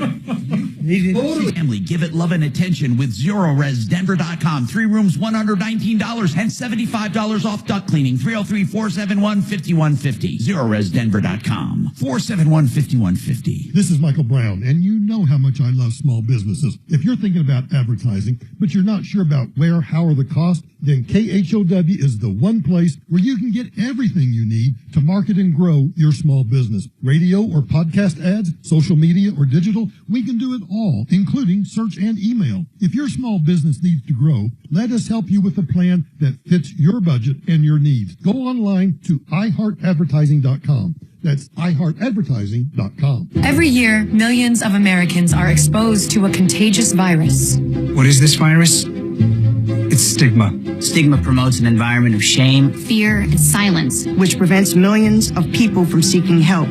But there's good news. The National Alliance on Mental Illness believes stigma towards mental illness is 100% curable. So do yourself and everyone a favor. Go to curestigma.org and get tested for stigma. KRFX HD2 Denver. KHOW Denver, an iHeart radio station. Make us the #1 preset on the free iHeart Radio app. Listen for all your music, radio, and podcasts. Free never sounded so good. ABC News, I'm Michelle Franzen. In a social media post today, President Trump says he plans to take away Harvard's tax-exempt status. Harvard University might have a $50 billion endowment, but rescinding the school's tax-exempt status could have sweeping consequences for the country's oldest university. One analysis found that Harvard's tax-exempt status saved the school more than $450 million in 2023, with some of the savings used on scholarships and research. A Harvard spokesperson on Friday said Trump's move is unlawful and would have grave consequences for the future of higher education. Peter Haralambous, ABC News. A major earthquake occurring today centered off the coast of Argentina and Chile. It triggered evacuations along the coast for a short time. No major damage reported. And word today, former Illinois Governor George Ryan has died. The Republican who was governor from 1999 to 2003 placed a moratorium on the death penalty then in Illinois. He was later convicted on federal corruption charges and served 5 years in prison. George Ryan was 91. This is ABC News. A Brazilian woman who was the world's record-holding oldest person died on Wednesday at nearly 117 years old. Sister Ina Canabaro was a Brazilian nun whose hobbies were sharing miniature paintings of wildflowers, cracking jokes, and reciting the Hail Mary. She would have turned 117 on May 27th. She died at the age of 116 this week. Her great-grandfather, a Brazilian general who helped fight for that country's independence. And as a child, she was so skinny, people didn't think she'd survive into adulthood. Instead, she thrived, becoming a nun who was actually honored by Pope Francis on her 110th birthday. Sherry Preston, ABC News. After Francis's death, final preparations are underway at the Vatican to choose a new pope. Fire crews today installed the smokestack that will signal when the new pope is selected. The conclave begins in 5 days when cardinals shut out the rest of the world to vote on a new pope. I'm Michelle Franzen, ABC News. The Denver Public School Board has voted to extend the contract of Superintendent Dr. Alex Marrero by 2 years through June of 2028. Board member Scott Esserman praising Marrero. We want to have conversations about moving our students forward. That's what this man is doing. You don't have to like the way he's doing it. You don't have to like him at all. But he cares about our students and our families and our communities, and he shows it on a daily basis. Marrero's contract was changed to eliminate performance bonuses. His base salary of around $350,000 will remain the same. The board also made changes when it comes to terminating the contract, now requiring a supermajority of the board instead of a simple majority, and they extended the required notice from 60 to 90 days. A group of Lockheed Martin employees on strike. More than 300 members of UAW Local 766 walked off the job